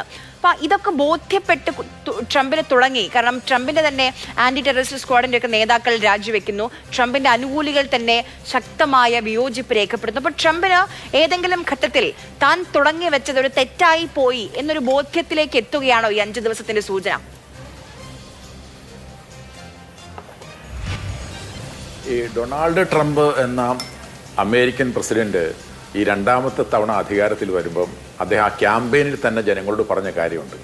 എനിക്ക് മുമ്പുണ്ടായിരുന്ന അമേരിക്കൻ പ്രസിഡന്റുമാരെല്ലാം ഈ 4 hour വാർസ്, ഒരിക്കലും അവസാനിക്കാത്ത ദീർഘനാൾ നീണ്ടു നിൽക്കുന്ന യുദ്ധങ്ങളിൽ പങ്കെടുത്ത് അമേരിക്കൻ സമ്പദ് വ്യവസ്ഥയെ തകർത്തു. അതുകൊണ്ട് ഞാൻ ഒരിക്കലും ഇങ്ങനെ 4 hour വാർ, ഈ അവസാനിക്കാത്ത യുദ്ധങ്ങളിലേക്ക് പോകില്ല, ഞാനൊരു സമാധാന പ്രസിഡന്റ് ആയിരിക്കും എന്ന് പറഞ്ഞിട്ടാണ് അദ്ദേഹം അധികാരത്തിൽ വന്നത്. സമാധാന പ്രസിഡന്റ് ആയിരിക്കുമെന്ന് പറഞ്ഞ് അധികാരത്തിൽ വന്ന ട്രംപ് ആദ്യം ചെയ്തത്, അതായത് ഏപ്രിൽ മാസം 2-ാം തീയതി എന്ന് പറയുന്ന ലിബറേഷൻ ഡേ, അമേരിക്കയുടെ ലിബറേഷൻ ഡേ എന്ന് പ്രഖ്യാപിച്ചുകൊണ്ട് എന്താ ചെയ്തത്? ലോകത്തിനെല്ലാം എതിരായിട്ട് സാമ്പത്തിക യുദ്ധം പ്രഖ്യാപിച്ചു. അതായത് എല്ലാ രാജ്യങ്ങളിൽ നിന്ന് വരുന്ന ഉൽപ്പന്നങ്ങൾക്ക് ഇറക്കുമതി ചുങ്കം പ്രഖ്യാപിച്ചുകൊണ്ട് സാമ്പത്തിക യുദ്ധം പ്രഖ്യാപിച്ചു. ആ സാമ്പത്തിക യുദ്ധത്തിന്റെ ആഘാതത്തിൽ നിന്നും ലോകം ഇപ്പോഴും കരകയറിയിട്ടില്ല. ഇന്ത്യ ഉൾപ്പെടെയുള്ള രാജ്യങ്ങൾ അതിന്റെ ബുദ്ധിമുട്ടാണ് അനുഭവിച്ചുകൊണ്ടിരിക്കുകയാണ്. സാമ്പത്തിക യുദ്ധം ഒന്ന്. അതുകൊണ്ട് എന്ത് സംഭവിച്ചു? ലോകത്തെ മറ്റ് ജനങ്ങളോടൊപ്പം തന്നെ അമേരിക്കയിലെ ജനങ്ങൾക്ക് ഒരു നേരത്തെ വാങ്ങിച്ചുകൊണ്ടിരുന്ന ഉൽപ്പന്നങ്ങളുടെ വിലയേക്കാൾ കൂടുതൽ വില കൊടുത്ത ഉൽപ്പന്നങ്ങൾ വാങ്ങേണ്ടി വന്നു. ഈ താരിഫ് പ്രഖ്യാപിച്ചതിന്റെ ഫലമായിട്ട് അവിടുത്തെ ഒരുപാട് പേർക്ക് ജോലി നഷ്ടപ്പെട്ടു. അതുപോലെ തന്നെ അവിടുത്തെ ഈ ഇമിഗ്രേഷൻ, അനധികൃത ഇമിഗ്രേഷൻ എന്ന് പറഞ്ഞിട്ട് ആളുകളെ ഓടിച്ചതിൻ്റെ ഫലമായിട്ട് അവിടെ ഈ ഒരുപാട് ഈ ശമ്പളം കുറഞ്ഞ തലവിൽ ജോലി ചെയ്ത് നടന്നുകൊണ്ടിരുന്ന ഒരുപാട് സ്ഥാപനങ്ങൾ പൂട്ടിപ്പോയി. ആ തരത്തിൽ അമേരിക്കയിലെ തന്നെ ജനങ്ങളെ സാമ്പത്തിക പ്രതിസന്ധിയിലാക്കി അദ്ദേഹം 2026 എന്താ ചെയ്തത്? 2026 ലോകമൊട്ടാകെ ഈ നവവത്സരം ആഘോഷിച്ചുകൊണ്ടിരിക്കെ ജനുവരി മാസം 3-ാം തീയതി അദ്ദേഹം വെനസ്വേല, ലാറ്റിൻ അമേരിക്കൻ രാജ്യത്ത് ചെന്നിട്ട്, വെനസ്വേല ചെന്നിട്ട് അദ്ദേഹത്തിന്റെ പ്രസിഡന്റിനെയും ഭാര്യയും എല്ലാ അന്തർദേശീയ നിയമങ്ങളെയും കാറ്റിപ്പുറത്തിക്കൊണ്ട് ഒരു രാജ്യത്തിന്റെ ആഭ്യന്തര കാര്യത്തിൽ ഇടപെട്ടുകൂടാ, രാജ്യത്തിന്റെ പരമാധികാരം അംഗീകരിക്കണം എന്നുള്ളതാണ് ഐക്യരാഷ്ട്ര സംഘടനയുടെ തന്നെ ഏറ്റവും പ്രധാനപ്പെട്ട 2 നിയമങ്ങൾ. അതിന്റെ ലംഘിച്ചുകൊണ്ട് അദ്ദേഹം അറസ്റ്റ് ചെയ്തിട്ടുണ്ട്. എന്ത് അറസ്റ്റ് പറഞ്ഞിട്ട് അറസ്റ്റ് ചെയ്യുന്നത്? ഇദ്ദേഹം നാർക്കോ ടെററിസ്റ്റ് ആണ് എന്ന് പറഞ്ഞാൽ മയക്കുമരുന്ന് ഭീകരനാണ്. ഇതുവരെ ന്യൂയോർക്കിൽ അദ്ദേഹം ജയിലിൽ കിടക്കാൻ, ലോകത്തിന്റെ മുന്നിൽ ഇദ്ദേഹം നാർക്കോ ടെററിസ്റ്റ് ആണ് എന്ന് പറയുന്ന ഒരു ചെറിയ തെളിവിന്റെ കണികയെങ്കിലും ലോകത്തിന്റെ മുന്നിൽ അമേരിക്ക വെച്ചിട്ടില്ല ഇതുവരെ. അപ്പൊ ജനുവരി മാസം തന്നെ രാഷ്ട്രീയ യുദ്ധം ലോകത്തിനെതിരായിട്ട് ട്രംപ് ആരംഭിച്ചു. ജനുവരി മാസം 3-ാം തീയതി ആക്രമണം നടത്തിയെങ്കിൽ ഫെബ്രുവരി മാസം 28-ാം തീയതിയാണ് ഇറാനെതിരായിട്ട് അമേരിക്കയും ഇസ്രായേലും ചേർന്ന് ആക്രമണം നടത്തിയത്. എന്താ അവർ പറഞ്ഞത്? നമ്മൾക്ക് എല്ലാവർക്കും അറിയാമല്ലോ, 2025 ജൂൺ മാസം, അതായത് 2025 ഈ സമാധാന പ്രസിഡന്റ് 7 രാജ്യങ്ങൾക്കെതിരെ യുദ്ധം നടത്തിയെന്നുള്ളത് നമ്മൾ ഓർക്കണം, ഈ ഇറാൻ ഉൾപ്പെടെയുള്ള രാജ്യങ്ങൾക്കെതിരെ. 2025 ജൂൺ മാസം 22-ാം തീയതി അദ്ദേഹം ഈ 3 ഫോർദോ, ഇസ്ഫഹാൻ, നദാൻസ് എന്ന് പറയുന്ന ആണവ പ്ലാന്റുകൾക്കെതിരെ ആക്രമണം നടത്തിയിട്ട് ലോകത്തോടായിട്ട് ട്രംപ് എന്താ പറഞ്ഞത്? We have completely obliterated the nuclear capability of Iran. ഞങ്ങൾ ഇറാന്റെ ആണവ കഴിവിനെ ഞങ്ങൾ പൂർണ്ണമായും തുടച്ചു നീക്കിയെന്ന് അമേരിക്കൻ പ്രസിഡന്റ് പറഞ്ഞു, ലോകത്തോട് പറഞ്ഞു. അമേരിക്കൻ പ്രസിഡന്റ് പറഞ്ഞതിന് പിന്നാലെ അദ്ദേഹത്തിന്റെ ഡിഫൻസ് സെക്രട്ടറി പീറ്റ് ഹെക്സത്തും അദ്ദേഹത്തിന്റെ ഡാൻ കെയ്ൻ എന്ന് പറഞ്ഞ ജനറലും വന്ന് പറഞ്ഞു, ഞങ്ങൾ തുടച്ചു നീക്കി. പിന്നെന്തിനാണ് യുദ്ധം? അത് ലോകം ചോദിക്കുന്ന ചോദ്യമാണ്. നിങ്ങൾ തന്നെ, അമേരിക്കക്കാർ ചോദിക്കും, നിങ്ങൾ തന്നെ ഈ ആണവ ശേഷി ഇല്ലാതാക്കി എന്ന് പറഞ്ഞെങ്കിൽ പിന്നെ ആണവ ശേഷി ഇല്ലാതാക്കണം, ബാലിസ്റ്റിക് മിസൈൽ ഇല്ലാതാക്കണം, ഭരണകൂടം മാറ്റം നടത്തണം, ഇതൊക്കെ പറഞ്ഞിട്ട് യുദ്ധം നടക്കേണ്ട കാര്യമുണ്ടോ? അപ്പോൾ ഇവിടെ എന്താ നമ്മൾ കാണുന്നത്? ഞാൻ പറയും, ഇത് വാർ ഓഫ് അനഹിലേഷൻ ആണ്. ഈ ഉന്മൂലന യുദ്ധമാണ് ട്രംപ് നടത്തുന്നത് ഇപ്പോൾ. എന്തൊക്കെയാ ഉന്മൂലനം? 2 തരത്തിലുള്ള ഉന്മൂലനമാണ് ഇസ്രായേലും അമേരിക്കയും ചേർന്ന് നടത്താൻ ശ്രമിക്കുന്നത്. എന്താണ്? ഒന്ന്, ഇറാൻ എന്ന് പറയുന്ന രാഷ്ട്രത്തെ പൂർണ്ണമായും ലോക രാഷ്ട്രീയ ഭൂപടത്തിൽ നിന്ന് ഉന്മൂലനം ചെയ്യുക. ഇവിടെ എങ്ങനെ ഉന്മൂലനം ചെയ്യാൻ പറ്റുന്നത്? അവർക്ക് അങ്ങനെ ഉന്മൂലനം ചെയ്താൽ പിന്നെ ബാലിസ്റ്റിക് മിസൈൽ ഉണ്ടാക്കത്തില്ല, ആണവ പ്രശ്നത്തെ പരിഹരിക്കാം, ഭരണകൂടം മാറ്റം ഉണ്ടാക്കാം. എന്താ ഇവിടെ പറയുന്നത്? 10% ആളുകൾ, ഇറാന്റെ ജനസംഖ്യയിലെ 10% ആളുകൾ കുർദുകളാണ്. അതിനേക്കാൾ കുറഞ്ഞവരാണ് ബലൂച്ചുകളുണ്ട്, സുന്നികളുണ്ട്, ഭൂരിപക്ഷം ഏതാണ്ട് വളരെ വലിയ ഭൂരിപക്ഷം ഷിയകളാണ്. ഇവിടെ എന്താ അവരുടെ ലക്ഷ്യം? അവരുടെ ലക്ഷ്യം എന്ന് പറയുന്നത് ഈ പിന്നെ ഭരണകൂടത്തെ ഫെബ്രുവരി മാസം 28-ാം തീയതിയിലെ ആക്രമണത്തിലൂടെ ഖമേനെയി ഉൾപ്പെടെയുള്ള 40ഓളം ഭരണകൂട നേതാക്കന്മാരെ ഇല്ലായ്മ ചെയ്യുമ്പോൾ അവിടെ ജനങ്ങൾ, അവിടെ ഈ മൊസാദിന്റെ നേതൃത്വത്തിൽ അവിടെ ഈ എന്താണ് സമരം നടത്തിക്കൊണ്ടിരിക്കുന്ന വ്യാപാരികളും ജനങ്ങളും ഉൾപ്പെടെയുള്ള ആളുകൾ ഇളകി വരും. അങ്ങനെ ഇളകി വരുമ്പോൾ അവർക്ക് ആയുധം കൊടുത്തുകൊണ്ട് ഈ ഭരണകൂടത്തെ അട്ടിമറിക്കാം. പിന്നെ ഷിയാകൾക്കെതിരായിട്ട് സുന്നികളെയും കുർദുകളെയും ബലൂച്ചുകളെയും ഒക്കെ ആയുധവൽക്കരിച്ചുകൊണ്ട് ഈ രാജ്യത്തെ പറ്റുമെങ്കിൽ 4ആയിട്ട് ഡിവൈഡ് ചെയ്ത് ദുർബലമാക്കി ഒരു പശ്ചിമേഷ്യ, അതായത് ഇസ്രായേൽ എന്ന് പറയുന്ന രാജ്യത്തിന്റെ ഒരു പൊളിറ്റിക്കൽ അജണ്ടയുണ്ട്. ആ പൊളിറ്റിക്കൽ അജണ്ട എന്ന് പറയുന്നത് ഗ്രേറ്റർ ഇസ്രായേൽ, വിശാല ഇസ്രായേൽ എന്ന് പറയുന്ന ആശയമാണ്. അത് ബിബ്ലിക്കൽ ആശയമാണ്. അതിന് എന്ത് വേണം? ഇസ്രായേലിനോടൊപ്പം പിന്നെ ഗാസ ഉൾപ്പെടുന്ന പലസ്തീൻ പ്രദേശം വേണം, പിന്നെ സിറിയയുടെ പ്രദേശം വേണം, ലെബനോന്റെ പ്രദേശം, ലെബനോനിൽ ഇപ്പോഴും ആക്രമണം നടത്തിക്കൊണ്ടിരിക്കുകയാണ്, ലെബനോന്റെ തെക്കൻ പ്രദേശം വേണം, അതുപോലെ തന്നെ ഈജിപ്തിന്റെ സിനായ് പ്രദേശം വേണം. ഇങ്ങനെയുള്ള വളരെ വലിയ ഒരു ബിബ്ലിക്കലായിട്ടുള്ള വിശാല ഇസ്രായേൽ ഉണ്ടാക്കുക എന്ന് പറയുന്ന ലക്ഷ്യമാണ് ഇസ്രായേലിനുള്ളത്. ആ ഇസ്രായേലിന്റെ ലക്ഷ്യം സ്ഥാപിക്കുന്നതിന് വേണ്ടിയിട്ടാണ് വാസ്തവത്തിൽ ഇറാനെതിരായിട്ടുള്ള യുദ്ധം നടന്നത്. അപ്പോൾ ഇറാനെ ഉന്മൂലനം ചെയ്യുക, അനിഹിലേഷൻ വാർ. രണ്ടാമത്തേത് ഏറ്റവും പ്രധാനപ്പെട്ടത്, ഈ നമുക്കെല്ലാവർക്കും അറിയാം, ഇപ്പോൾ ഏതെങ്കിലും ഈ നമ്മുടെ ലോകത്തെ സമാധാനം നിലനിർത്തുന്നതിന് വേണ്ടിയിട്ടുള്ള അന്തർദേശീയ സംഘടനയാണ് യുണൈറ്റഡ് നേഷൻസ് ഓർഗനൈസേഷൻ. എന്തെങ്കിലും ചെയ്യാൻ പറ്റുന്നുണ്ടോ? യുണൈറ്റഡ് നേഷൻസ് ഓർഗനൈസേഷനെ ഇല്ലാതാക്കി. യുണൈറ്റഡ് നേഷൻസ് ഓർഗനൈസേഷനെ ഇല്ലാതാക്കുക എന്ന് പറഞ്ഞാൽ അമേരിക്കൻ എന്ന് നിരന്തരം പറയുന്ന ഈ റൂൾസ് ബേസ്ഡ് വേൾഡ് ഓർഡർ, ചട്ടപ്രകാരമുള്ള ലോകക്രമമാണ് ഉണ്ടാവേണ്ടത്. ചട്ടപ്രകാരമുള്ള ലോകക്രമം എന്ന് പറഞ്ഞാൽ എന്താ? ഒന്ന്, ഒരു രാജ്യത്തിന്റെ പരമാധികാരത്തെ നിങ്ങൾ അംഗീകരിക്കണം. മറ്റൊന്ന്, ഒരു രാജ്യത്തിന്റെ ആഭ്യന്തര കാര്യങ്ങൾ നിങ്ങൾ ഇടപെടരുത്. ഈ രണ്ട് കാര്യങ്ങളും അംഗീകരിക്കപ്പെടും എന്നുള്ള വിശ്വാസമുള്ളതുകൊണ്ടാണ് 145 കോടി ജനങ്ങളുള്ള ഇന്ത്യ ഉൾപ്പെടെ രാജ്യങ്ങൾ, 50,000 കോടി ജനങ്ങളുള്ള നവാരു, പലാവ് പോലെയുള്ള രാജ്യങ്ങൾ, അല്ലെങ്കിൽ ഏറ്റവും വലിയ ആയുധങ്ങളുള്ള അമേരിക്ക, ആയുധമില്ലാത്ത രാജ്യങ്ങൾ, ഇവരെല്ലാവരും സമാധാനത്തോടെ കിടന്നിറങ്ങുന്നതുകൊണ്ടാണ് ഈ പറഞ്ഞ റൂൾസ് ബേസ്ഡ് വേൾഡ് ഓർഡർ എല്ലാവരും ഈ ചട്ടം അംഗീകരിക്കുമെന്നുള്ള വിശ്വാസമുണ്ട്. ഇപ്പം എന്താ കാണുന്നത്? ചട്ടപ്രകാരമുള്ള ലോകക്രമത്തെ ഞാൻ ബഹുമാനിക്കുന്നില്ല, എൻ്റെ ഇഷ്ടപ്രകാരമുള്ള ലോകക്രമമാണ് വേണ്ടത് എന്ന് പറഞ്ഞാൽ എൻ്റെ ബലാധിഷ്ഠിതമായ ലോകക്രമം, എൻ്റെ പിന്നെന്താണ് ഫോഴ്സ് ബേസ്ഡ് വേൾഡ് ഓർഡർ. ഞാൻ അമേരിക്ക എന്ന് പറഞ്ഞ ശക്തമായ രാജ്യമാണ്, ശക്തമായ ആയുധങ്ങളുടെ രാജ്യമാണ്. അത് പറയുന്ന അനുസരിച്ച് ലോകം മുന്നോട്ട് പോയാൽ ഞാൻ താങ്കളിലേക്ക് മടങ്ങി വരാം. ശ്രീ ജോസഫ് ആന്റണി, ശ്രീ ടി പി ശ്രീനിവാസൻ, ഇന്ന് ഈ യുദ്ധത്തെക്കുറിച്ച്, പശ്ചിമേഷ്യയിലെ സംഘർഷത്തെക്കുറിച്ച് നമ്മുടെ പ്രധാനമന്ത്രി പാർലമെന്റിൽ സംസാരിക്കുകയുണ്ടായി. കുറെ കാര്യങ്ങൾ നമ്മുടെ രാജ്യത്തിന് ആശങ്കയുള്ള കുറെ മേഖലകളുണ്ട്. അതിൽ ഇന്ധന കാര്യത്തിലും അതോടൊപ്പം തന്നെ LPGയുടെ കാര്യത്തിലും ഒരു ആശങ്കയും വേണ്ട, ആഭ്യന്തര ഉൽപാദനം കൂട്ടിയിട്ടുണ്ട്. ഇപ്പോൾ കൽക്കരിയുടെ കാര്യത്തിൽ ടെൻഷൻ വേണ്ട, അങ്ങനെ ഒരു ആശങ്ക വേണ്ട എന്നൊക്കെ പ്രധാനമന്ത്രി പറഞ്ഞു. അതോടൊപ്പം പ്രധാനമന്ത്രി പറഞ്ഞൊരു വാചകമുണ്ട്, ഈ കോവിഡ് കാലത്തൊക്കെ നമ്മളെടുത്തൊരു കരുതലുണ്ട്, നമ്മളെടുത്ത ചില മുൻകരുതലുകളുണ്ട്, അതിനെക്കുറിച്ച് അതൊരു പക്ഷേ വേണ്ടി വന്നേക്കും എന്നുള്ള സൂചന. ഇത് ആദ്യത്തെ തവണയല്ല പ്രധാനമന്ത്രി ആ വിഷയത്തിൽ ഊന്നുന്നത്. ഇതിനു മുൻപ് കേരളത്തിൽ കഴിഞ്ഞ ആഴ്ച വന്ന സമയത്തും ഇതേ രീതിയിൽ അദ്ദേഹം സംസാരിച്ചിരുന്നു. അപ്പോൾ ഏതൊക്കെ രീതിയിൽ ഈ ഘട്ടത്തിൽ, നമുക്കറിയാം യുദ്ധം എല്ലാവരെയും, നമ്മുടെ തൊട്ടടുത്തുള്ള കടകൾ വരെ അടച്ചു തുടങ്ങിയിട്ടുണ്ട്, അപ്പോൾ ഏതൊക്കെ രീതിയിൽ നമ്മുടെ രാജ്യം, ഇന്ത്യ എന്ന രാജ്യം ഇപ്പോൾ മുൻകരുതലുകൾ സ്വീകരിക്കണം?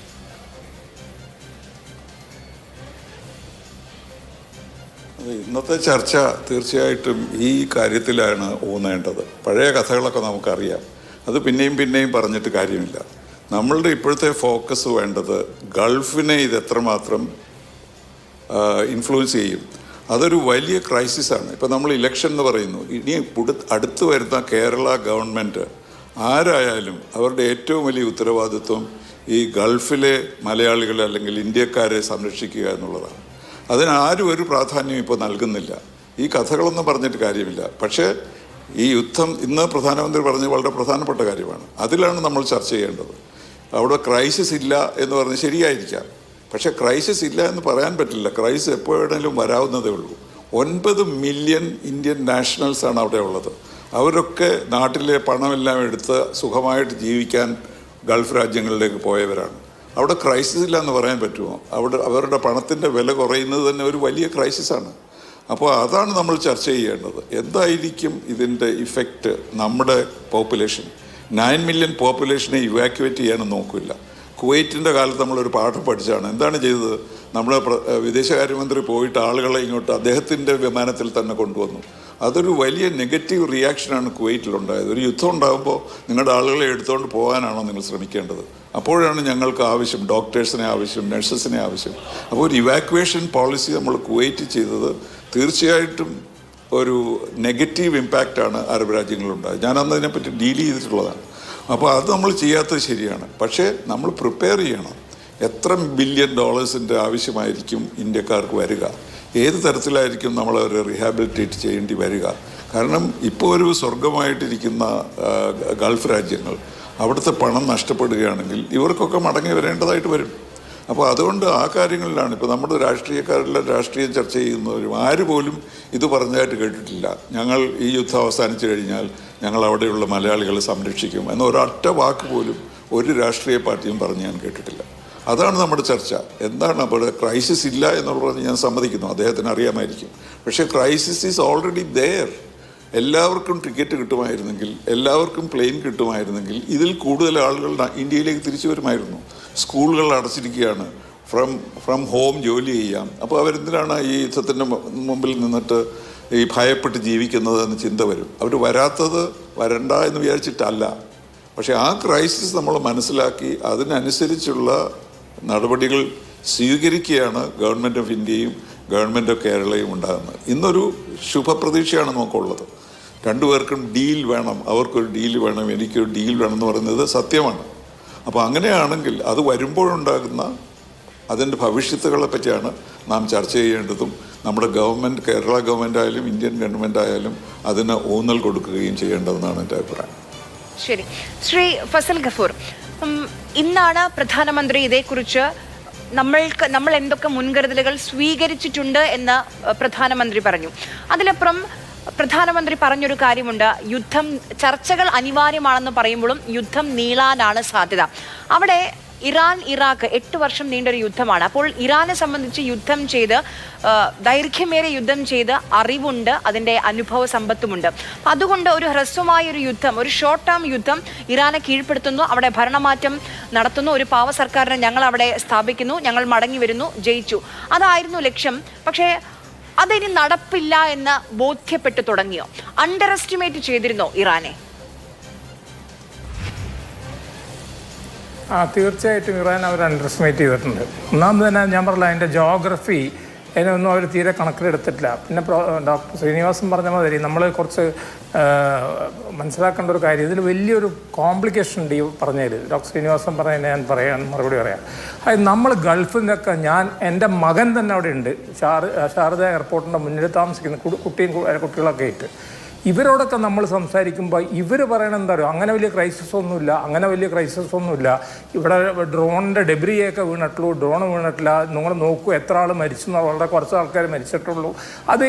അത് യാഥാർത്ഥ്യമാണോ അല്ലേ എന്നുള്ള കാര്യം നമുക്ക് പറയാൻ പറ്റില്ല. എന്താ കാരണം വെച്ചാൽ ആ രാജ്യങ്ങളിലൊക്കെ മനസ്സിലായില്ലേ, ഇത് വളരെ സർവേലൻസ് വളരെ കൂടുതലുള്ളതുകൊണ്ടും അവരോട് വീഡിയോ എടുക്കാൻ പാടില്ല എന്നും അത് ന്യൂസ് വെറുതെ പരത്താൻ പാടില്ല. ന്യൂസ് പരത്തിയിട്ട് അനാവശ്യമായിട്ടുള്ള ന്യൂസ് പരത്തിയിട്ടുണ്ടെങ്കിൽ, ഉദാഹരണമായിട്ട് ഒരു സ്ഥലത്ത് ഒരു അറ്റാക്ക് നടന്നു, അവിടെ വലിയ ഒരു തീപിടുത്തുണ്ടായി, അതിൻ്റെ വീഡിയോ എടുത്ത് അയച്ചിട്ടുണ്ടെങ്കിൽ അത് ഉടനെ തന്നെ അവരെ അറസ്റ്റ് ചെയ്യുന്ന തരത്തിലുള്ള രീതിയിലുള്ള കാര്യങ്ങളൊക്കെയാണ്. അത് ആ രാജ്യത്തിൻ്റെ ആഭ്യന്തരമായിട്ടുള്ള കാഴ്ചപ്പാട്. ഇപ്പുറത്തെ ഭാഗത്ത് ഞാൻ നോക്കുമ്പോൾ ഡോക്ടർ ശ്രീനിവാസൻ പറഞ്ഞതിനോട് ഞാൻ വീണ്ടും യോജിക്കുകയാണ്. ഞങ്ങളുടെ ബാങ്ക് മാനേജർമാരോട് സംസാരിച്ചു, MES ഒരുപാട് ബാങ്ക്, അപ്പോൾ അവർ പറഞ്ഞെന്താണെന്നുണ്ടെങ്കിൽ വലിയൊരു ക്രൈസിസാണ് ഇവിടെ നടക്കുന്നത്. ഒന്ന്, റുപ്പി ഡിപ്രിഷ്യേറ്റ് ചെയ്യുന്നു, മനസ്സിലായില്ലേ, സ്റ്റോക്ക് മാർക്കറ്റിൽ 50 ലക്ഷം കോടി രൂപയുടെ നഷ്ടമാണ് സ്റ്റോക്ക് മാർക്കറ്റിൽ ഉണ്ടായിട്ടുള്ളത്. ഓയിൽ പ്രൈസ് 120-140 പോകുകയാണെങ്കിൽ വലിയൊരു സാമ്പത്തിക പ്രതിസന്ധി ഉണ്ടാകാൻ പോകുന്നു. ഗ്രൗണ്ട് ലെവലിൽ നമ്മൾ നോക്കുമ്പോൾ LPG ഗ്യാസ് കിട്ടുന്നില്ല, 50% കുറച്ചവർ ഹോട്ടലുകളിലൊന്നും ഇപ്പോൾ പൊരിച്ച സാധനങ്ങളൊന്നും വലിയ ഹോട്ടൽ 5 സ്റ്റാർ ഹോട്ടൽ വരെ കിട്ടുന്നില്ല. ഫ്രൈഡ് ഐറ്റം ഒക്കെ അവർ ഒഴിവാക്കിയിട്ട് അവർ ബോയിൽഡ് ആയിട്ട് അങ്ങനത്തെ കാര്യങ്ങളൊക്കെ കൊടുക്കുന്നുള്ളൂ. ബുഫേകളൊക്കെ അവർ കുറച്ച് കളഞ്ഞു. അപ്പോൾ അതിൻ്റെ അർത്ഥം എക്സെപ്റ്റ് ഡൊമസ്റ്റിക് കൺസംഷൻ ഇനി എപ്പോഴാണ് കട്ട് വരാൻ പോകുന്നതെന്ന് അറിയില്ല. അപ്പോൾ ഏതായാലും India is depending on 85% of ഇന്ത്യയുടെ നീഡ്സ് വരുന്നത് ഓയിലിൽ വരുന്നത്, അല്ലെങ്കിൽ ഫോസിൽ ഫ്യൂവലിൽ വരുന്നത്, LPGയിൽ വരുന്നത് പുറത്തുനിന്നാണ്. അപ്പോൾ അതിൽ നിന്നാണ് ബാക്കിയുള്ള കാര്യങ്ങളൊക്കെ ഉണ്ടാവുള്ളൂ. നമ്മൾ ഉൽപ്പന്നമോ അല്ലെങ്കിൽ നമ്മൾ ഇലക്ട്രിസിറ്റിയോ അല്ലെങ്കിൽ മറ്റുള്ള എന്തൊക്കെ കാര്യം ഉണ്ടാക്കണം, ഇൻഡസ്ട്രിയോ ഒക്കെ വേണമെങ്കിൽ ഇത് ഉണ്ടാവണം. ഇത് കട്ട് ഓഫ് ആയിപ്പോയി കഴിഞ്ഞിട്ടുണ്ടെങ്കിൽ വലിയൊരു ക്രൈസിസിനാണ്. അപ്പോൾ നേരത്തെ പറഞ്ഞതിൽ ഞാൻ പറയുന്നു, ഇവിടെയും വലിയ ക്രൈസിസ് ഉണ്ടെന്നേ, ഗൾഫിൽ മാത്രമൊന്നുമല്ല ക്രൈസിസ് ഉള്ളത്. ഇവിടെ ഇനി വേറൊരു കാര്യം പറഞ്ഞാൽ, there is A flight of capital. ഇവിടെ ബാങ്കുകളിലൊക്കെ ഇവിടെ ഉണ്ടായിരുന്ന മനസ്സിലല്ലേ ഡെപ്പോസിറ്റുകളൊക്കെ എടുത്ത് എന്താ പറയുക FCNRI ഫോറിൻ NRI ഡെപ്പോസിറ്റുകളൊക്കെ എടുത്തിട്ട് അവർ ട്രാൻസ്ഫർ ചെയ്യാണ്. അവർക്ക് പേടി എന്താണെന്ന് വെച്ചിട്ടുണ്ടെങ്കിൽ 3 ദിവസത്തിൻ്റെ ഉള്ളിൽ തന്നെ 3 രൂപ കുറഞ്ഞു, 90 93 ആവുക 94 ആവുകയൊക്കെ ചെയ്തിട്ടുണ്ട്. അപ്പോൾ അതൊരു ക്യാപിറ്റലിൻ്റെ ഫ്ലൈറ്റ് ഉണ്ടാകുന്നു. അപ്പോൾ ആ നിലക്കൊക്കെ ഇൻഫ്ലേഷൻ വരും. മനസ്സിലായില്ലേ? ഇപ്പം ഇൻഫ്ലേഷൻ വന്നുകൊണ്ടിരിക്കുകയാണ്. കാരണം സാധനം കിട്ടാതിരിക്കുമ്പോൾ ഞാൻ നേരത്തെ പറഞ്ഞ മാതിരി തന്നെ നമ്മൾ മുട്ട പൊരിക്കണ്ട, മുട്ട പുഴുങ്ങിയത് കഴിച്ചോ എന്ന് പറഞ്ഞാൽ മുട്ട കിട്ടാതായിട്ടുണ്ടെങ്കിൽ മുട്ടയുടെ വില കൂടും. വളരെ സിമ്പിളായിട്ട് ഞാൻ പറയാണ്. അപ്പോൾ ആ നിലക്ക് മൊത്തമായിട്ട് നമ്മളെ ഇത് ഞാൻ ഇവിടെ ഇരിക്കുന്നവർ ആരും എക്കണോമിക്സ് എക്സ്പേർട്സ് അല്ലാത്തത് കൊണ്ട് ഇതിൻ്റെ ഫിസിക്കലായിട്ടുള്ള ഈ ചാലഞ്ചിനെ എങ്ങനെ നേരിടും എന്നുള്ളതിനെ പറ്റി എനിക്കറിയാം. ഒറ്റ കാര്യം ഇതിന് അപ്പുറത്ത് കൂടെ പറഞ്ഞുകൊണ്ട് ഞാൻ അവസാനിപ്പിക്കുക. ഇന്ത്യ ഇതിൽ കാര്യമായിട്ടൊന്നും ഇടപെട്ടിട്ടില്ലാന്നേ. ഞാൻ പറയട്ടെ, ഇന്ത്യ ഇടപെട്ടല്ലോ, മനസ്സിലായില്ലേ? ഇന്ത്യ ചൈനയെ ധിക്കരിച്ചുകൊണ്ട് ദലായി ലാമക്ക് അഭയം കൊടുത്ത് ടിബറ്റിന് അംഗീകാരം കൊടുത്തു. അതേമാതിരി തന്നെ ഇന്ദിരാഗാന്ധി US 7th ഫ്ലീറ്റിനെ ധിക്കരിച്ചുകൊണ്ട് USA ധിക്കരിച്ചുകൊണ്ട് ബംഗ്ലാദേശിൽ ഇടപെട്ടു. നമ്മുടെ രാജീവ് ഗാന്ധി ശ്രീലങ്കയിൽ ഇടപെട്ടു. അപ്പോൾ നമ്മളിതിൽ ഇടപെടേണ്ട ഒരു സിറ്റുവേഷൻ ഉണ്ട്. നമ്മൾ വിശ്വഗുരുവാണെന്നോ അല്ലെങ്കിൽ ലോകത്തിലെ ഏറ്റവും വലിയ ശക്തികളിലൊന്നാണെന്ന് പറഞ്ഞിട്ടുണ്ടെങ്കിൽ അതിൻ്റെ നീക്കമൊന്നും പറയുന്നില്ലല്ലോ. നമ്മൾ കരുതിയിരിക്കണം എന്ന് എല്ലാവർക്കും അറിയാമല്ലോ, കരുതിയിരിക്കണം എന്നുള്ളത്. അതല്ല ഇഷ്യൂ എടുക്കുന്നത്. എന്താണ് സ്റ്റെപ്സ് എടുക്കുന്നത് ഗവൺമെൻറ്? അത് സെൻട്രൽ ഗവൺമെൻറ്റാണ് സ്റ്റെപ്സ് എടുക്കേണ്ടത്. എനിക്കതിൻ്റെ ഡീറ്റെയിൽസിലോട്ട് എനിക്ക് പോകാൻ പറ്റില്ല. അപ്പം ഞാൻ പറഞ്ഞല്ലോ, ഞാൻ എക്കണോമിസ്റ്റാണ്. പക്ഷേ ഞാൻ എൻ്റെ മുന്നിൽ കണ്ടുകൊണ്ടിരുന്നത് ഞാൻ പഠിച്ചതായിട്ടുള്ള കാര്യങ്ങൾ പറഞ്ഞുകൊണ്ടിരിക്കുകയാണ്. അപ്പോൾ ആ നിലക്ക് ഇന്ത്യ കുറച്ച് അപ്പുറത്ത് പോയി പറയാം, കുറച്ച് ഇപ്പുറത്ത് പോയി പറയാം, കുറച്ച് ഡയലോഗ് അവിടെ അടിക്കുക, അവിടെ കെട്ടിപ്പിടിക്കുക, അതിലൊന്നും കാര്യമില്ല. You have to interfere. ഇതിലൊരു ഇമ്പോർട്ടൻ്റ് ആയിട്ടുള്ള സിറ്റുവേഷൻ ലോകത്ത് തന്നെ വലിയൊരു എക്കണോമിക് സ്റ്റാഗ്ഫ്ലേഷൻ എന്നാണ് പറയുക. അതായത് ഇൻഫ്ലേഷൻ എന്ന് പറയുന്നത് stagnation of economy, productivity ഇല്ലാതാവുന്നു, stagflation വന്നുകൊണ്ടിരിക്കുകയാണ്. കാരണം പ്രൊഡക്ഷൻ ഉണ്ടാവില്ലല്ലോ കുറച്ച് കഴിഞ്ഞാൽ. അപ്പോൾ ആ നിലയ്ക്ക് ഇന്ത്യക്ക് വലിയൊരു റോള് പ്ലേ ചെയ്യാനുണ്ട്. അത് ശക്തമായ രീതിയിൽ നമ്മുടെ മുൻ പ്രധാനമന്ത്രിമാരന്മാർ ഇപ്പോൾ അദ്ദേഹം ഇടപെടുമെന്ന് ഞാൻ വിശ്വസിക്കുന്നു. ശരി, ഞാൻ താങ്കളിലേക്ക് മടങ്ങി വരാം. ശ്രീ ഭാസ്കർ രാജ്, ഇപ്പം ഓരോ ഘട്ടത്തിലും ഇപ്പം 2008 ശരി, അതിന് മുൻപാണെങ്കിലും ശരി, സാമ്പത്തിക മാന്ദ്യം അനുഭവപ്പെട്ട സമയത്തൊക്കെ അവിടെ നിന്ന് വലിയ രീതിയിൽ കരകയറി എന്നുള്ളതല്ല വാക്ക്, അതിനേക്കാൾ ഉപരിയായി വളരാനും ലോകത്തിന്റെ ഏറ്റവും വലിയൊരു ടൂറിസ്റ്റ് സ്റ്റേജായി മാറാനും ഒക്കെ ഗൾഫ് രാജ്യങ്ങൾക്ക് കഴിഞ്ഞു. അപ്പം അങ്ങനെ ഒരു റെസിലിയന്റ് എക്കണോമിയാണ് ഗൾഫ് രാജ്യങ്ങളിലേത്. അപ്പം ഇതിനെയും ഇപ്പോൾ ഉള്ളൊരു നെഗറ്റീവ് എന്ന് അവിടുന്ന് സമ്മതിക്കുന്നില്ലെങ്കിലും ഇപ്പം അവർ നേരിടുന്ന ഈ പ്രതിസന്ധികളെയും ഈ ആശങ്കകളെയും മാറ്റി ഒരു പോസിറ്റീവായിട്ട് അത് എക്കണോമിയെയും ഒക്കെ കൺവേർട്ട് ചെയ്യാനുള്ള ശ്രമങ്ങൾ അവിടെ നടക്കുന്നുണ്ടോ? എത്തണമെന്നില്ലെന്ന് മാത്രമല്ല, ഇവിടെ യഥാർത്ഥത്തിൽ ഇതിനു മുമ്പുണ്ടായിരുന്ന ക്രൈസിസ് മുഴുവൻ ഓവർകം ചെയ്തിട്ടുള്ളതാണ് UAE ഹിസ്റ്ററി എന്ന് പറയുന്നത്. ഇത് യഥാർത്ഥത്തിൽ ഇതൊരു എക്സിറ്റ് മൊമെന്റ് അല്ല. ഇവിടെ യഥാർത്ഥത്തിൽ ഒരു ടെസ്റ്റ് ഓഫ് എൻഡൂറൻസ് നമുക്ക് പറയാം. UAE സംബന്ധിച്ചിടത്തോളം, പ്രത്യേകിച്ച് ദുബൈയെ സംബന്ധിച്ചിടത്തോളം റെസിലിയന്റ് എക്കോണമിയാണ്. ഇതിനു മുമ്പായിട്ടുള്ള എല്ലാ ക്രൈസിസും ഓവർകം ചെയ്തിട്ട് അതിനേക്കാളും കൂടുതലായിട്ട് പൂർവാധികം ശക്തിയോട് തിരിച്ചു വന്നിട്ടുണ്ട്. പക്ഷെ ഒരു കാര്യം നമ്മളിവിടെ പറയേണ്ടത്, ഫസൽ ഗഫൂർ പറഞ്ഞതുപോലെ, അംബാസിഡർ പറഞ്ഞതുപോലെ 2 കാര്യങ്ങളുണ്ട്. ഒന്ന്, നമ്മൾ യഥാർത്ഥത്തിൽ ഇവിടെ ഇരുന്നുകൊണ്ട് അവിടെ കേരളത്തിൽ ഇരുന്നുകൊണ്ട് നമ്മൾ കാണേണ്ട ഒരു കാര്യം എന്ന് പറയുന്നത് ഒരു വലിയ ക്രൈസിസ് വരാൻ പോവുകയാണ്. കാര്യം റെമിറ്റൻസ് കുറയാൻ പോവുകയാണ്. കാര്യം കഴിഞ്ഞ വർഷം $100 ബില്യൺ ആയിരുന്നു നമുക്ക് റെമിറ്റൻസ് ഇന്ത്യയിലേക്ക് ഉണ്ടായിരുന്നത്. ഇത് വളരെയധികം കുറയും. കാര്യം ഇവിടെ ഈ ക്രൈസിസ് ഇല്ലെന്ന് ഞാൻ പറഞ്ഞിട്ടുണ്ടെങ്കിൽ തന്നെയും ശമ്പളം പലരുടെയും വെട്ടിക്കുറയ്ക്കപ്പെടാൻ പോവുകയാണ്. അതുപോലെ തന്നെ ലോങ് ലീവിന് പോകേണ്ടി വരും പല ആളുകൾക്കും. അപ്പോൾ സ്വാഭാവികമായിട്ടും ഇന്ത്യയിലേക്കുള്ള റെമിറ്റൻസ് കുറയാൻ പോവുകയാണ്. മറ്റൊന്ന് പറഞ്ഞാൽ, നമ്മുടെ എണ്ണവില വർദ്ധിച്ചുകൊണ്ടിരിക്കുന്നതനുസരിച്ച് സ്വാഭാവികമായിട്ട് നമ്മുടെ ഫോറക്സ് ഔട്ട്ഗോ, അതായത് 720 ബില്യണോളം നമ്മുടെ ഫോറക്സ് റിസർവ്സ് ഉണ്ടായിരുന്നു, അത് കുറയാൻ പോവുകയാണ്. അപ്പൊ അങ്ങനെ വരുമ്പോഴത്തേക്ക് ഇന്ത്യയിൽ വലിയ ഒരു നേരത്തെ ഇൻഫ്ലേഷനെ നമ്മൾ ബാധിക്കുന്നുണ്ട്. ഇവിടെ തന്നെ UAE നമ്മൾ ഇപ്പോൾ ഇവിടെ ഒരു സ്റ്റാഗ്ഫ്ലേഷൻ അനുഭവപ്പെടാൻ പോവുകയാണ്. സാധനങ്ങളുടെ വില കൂടി. അതുപോലെ തന്നെ ഇവിടുത്തെ ഗൾഫിലെ മിക്ക ഇക്കോണമിയുടെയും വളർച്ച, അതായത് അവരുടെ വളർച്ച ഏതാണ്ട് ഒരു 12-13% വളർച്ച താഴേക്ക് പോകുമെന്നാണ് പറയുന്നത്. അപ്പൊ അതിന്റെ ദൂരവ്യാപകമായ ഒരു പ്രത്യാഘാതം എന്ന് പറയുന്നത് ഇന്ത്യയിലേക്കുള്ള റെമിറ്റൻസ് കുറയാൻ പോവുകയാണ്. അപ്പോൾ കേരള ഇക്കോണമി നേരത്തെ തന്നെ ഈ പ്രവാസികളുടെ റെമിറ്റൻസിനെ ആശ്രയിച്ചിരിക്കുന്നവരെ വളരെയധികം ബാധിക്കാൻ പോകുന്ന ഒരു പ്രശ്നം കേരളത്തിലേക്കുള്ള ഈ റെമിറ്റൻസ് കുറയുന്നു.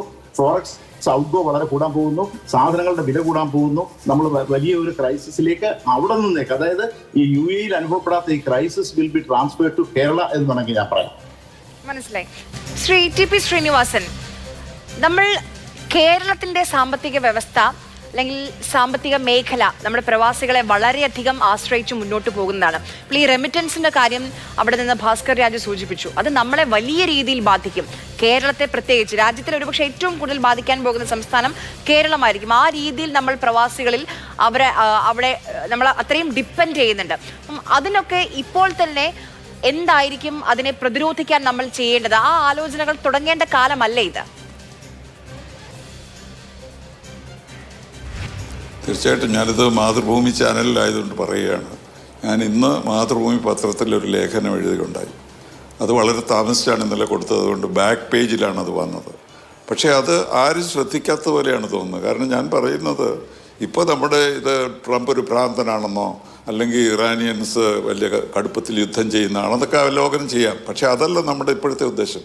ഒരൊറ്റ രാഷ്ട്രീയ നേതാവും ഈ കഴിഞ്ഞ ദിവസങ്ങളിൽ ഗൾഫിലുണ്ടാകുന്ന ഈ സീരിയസ് ആയിട്ടുള്ള ഇന്ത്യയെയും കേരളത്തെയും ബാധിക്കുന്ന പ്രശ്നത്തെപ്പറ്റി സംസാരിച്ച് ഞാൻ കേട്ടിട്ടില്ല.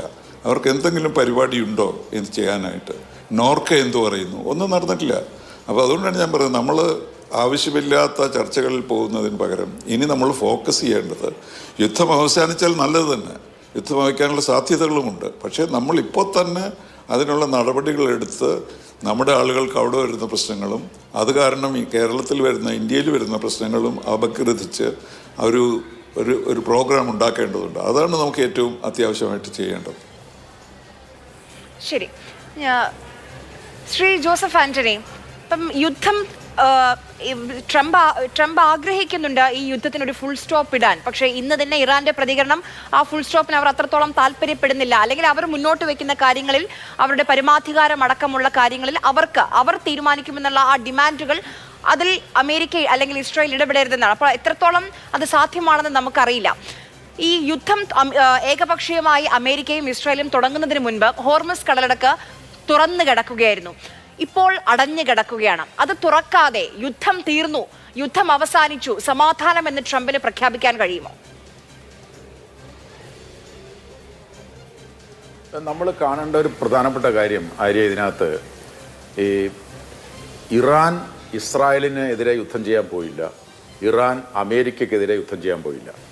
ഇറാനെതിരെ, അതായത് ചർച്ചകൾ നടന്ന് പ്രശ്നങ്ങൾ പരിഹരിക്കപ്പെട്ടു എന്ന് ഫെബ്രുവരി മാസം 26 ഒമാന്റെ വിദേശകാര്യമന്ത്രി ബദർ അൽബു സൈദി ലോകത്തോട് വിളിച്ചു പറഞ്ഞു. 27 നമ്മളെല്ലാവരും അറിഞ്ഞു, ഇതാ ഒരു സമവായത്തിലെത്തിയിരിക്കുന്നു, ഇറാൻ ഒരുപാട് കാര്യങ്ങൾ അംഗീകരിച്ചിരിക്കുന്നു, ഈ ഇന്റർനാഷണൽ അറ്റോമിക് എനർജി ഏജൻസിന്റെ ഇൻസ്പെക്ടേഴ്സിനെ അവർ പ്രവേശിപ്പിക്കാൻ അനുവാദം നൽകിയിരിക്കുന്നു, അവർ എൻട്രി ചെയ്ത യുറേനിയത്തിന്റെ അളവ് പുറത്തേക്ക് കൊണ്ടുവരാൻ വന്നിരിക്കുന്നു, അതുപോലെ തന്നെ ന്യൂക്ലിയർ കേപ്പബിലിറ്റിക്ക് ആവശ്യമായ സംഗതികൾ ശേഖരിക്കത്തില്ല എന്ന് പറഞ്ഞിരിക്കുന്നു. സുപ്രധാനങ്ങളായിട്ടുള്ള അതുവരെ സമ്മതിക്കാതിരുന്ന ഒരുപാട് കാര്യങ്ങൾ അംഗീകരിച്ചിരിക്കുന്നു എന്ന് ഒമാന്റെ വിദേശകാര്യ ലോകത്തോട് വിളിച്ചു പറഞ്ഞു ഫെബ്രുവരി മാസം 27 അങ്ങനെ സമാധാനത്തിലേക്ക് എത്തിരുന്നു എന്ന് പറയുന്ന സന്ദർഭത്തിലാണ് യുദ്ധം നടന്നത്.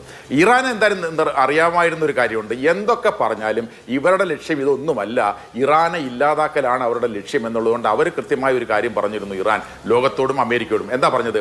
നിങ്ങൾ ഞങ്ങളെ ആക്രമിച്ചാൽ, ഇറാനും ഇസ്രായേലും അമേരിക്കയും ഇസ്രായേലും ചേർന്ന് ഞങ്ങളെ ആക്രമിച്ചാൽ ഞങ്ങൾ 2 കാര്യങ്ങൾ തിരിച്ചു ചെയ്യും. ഒന്നെന്താണ്? ഞങ്ങളെ അമേരിക്ക ആക്രമിച്ചാൽ അമേരിക്ക 10,000 കിലോമീറ്ററുകൾ അകലെ കിടക്കുന്ന അമേരിക്ക എന്ന് പറയുന്ന രാഷ്ട്രത്തിനെതിരെ വന്ന് യുദ്ധം ചെയ്യാനുള്ള ശേഷി ഞങ്ങൾക്കില്ല. പക്ഷേ അതുകൊണ്ട് ഞങ്ങൾ എന്ത് ചെയ്യും? നിങ്ങളുടെ അമേരിക്കയുടെ സൈനിക കേന്ദ്രങ്ങൾ, പശ്ചിമേഷ്യയിലുള്ള സൈനിക കേന്ദ്രങ്ങളെ ഞങ്ങൾ ആക്രമിക്കും എന്ന് വളരെ കൃത്യമായി പറഞ്ഞത്. രണ്ടാമത്തെ കാര്യം പറഞ്ഞെന്താണെന്ന് വെച്ചാൽ, രണ്ടാമത് ഞങ്ങൾ ചെയ്യാൻ പോകുന്ന കാര്യം ഈ ഹോർമുസ് കടലിടുക്ക് ഞങ്ങൾ അടയ്ക്കും.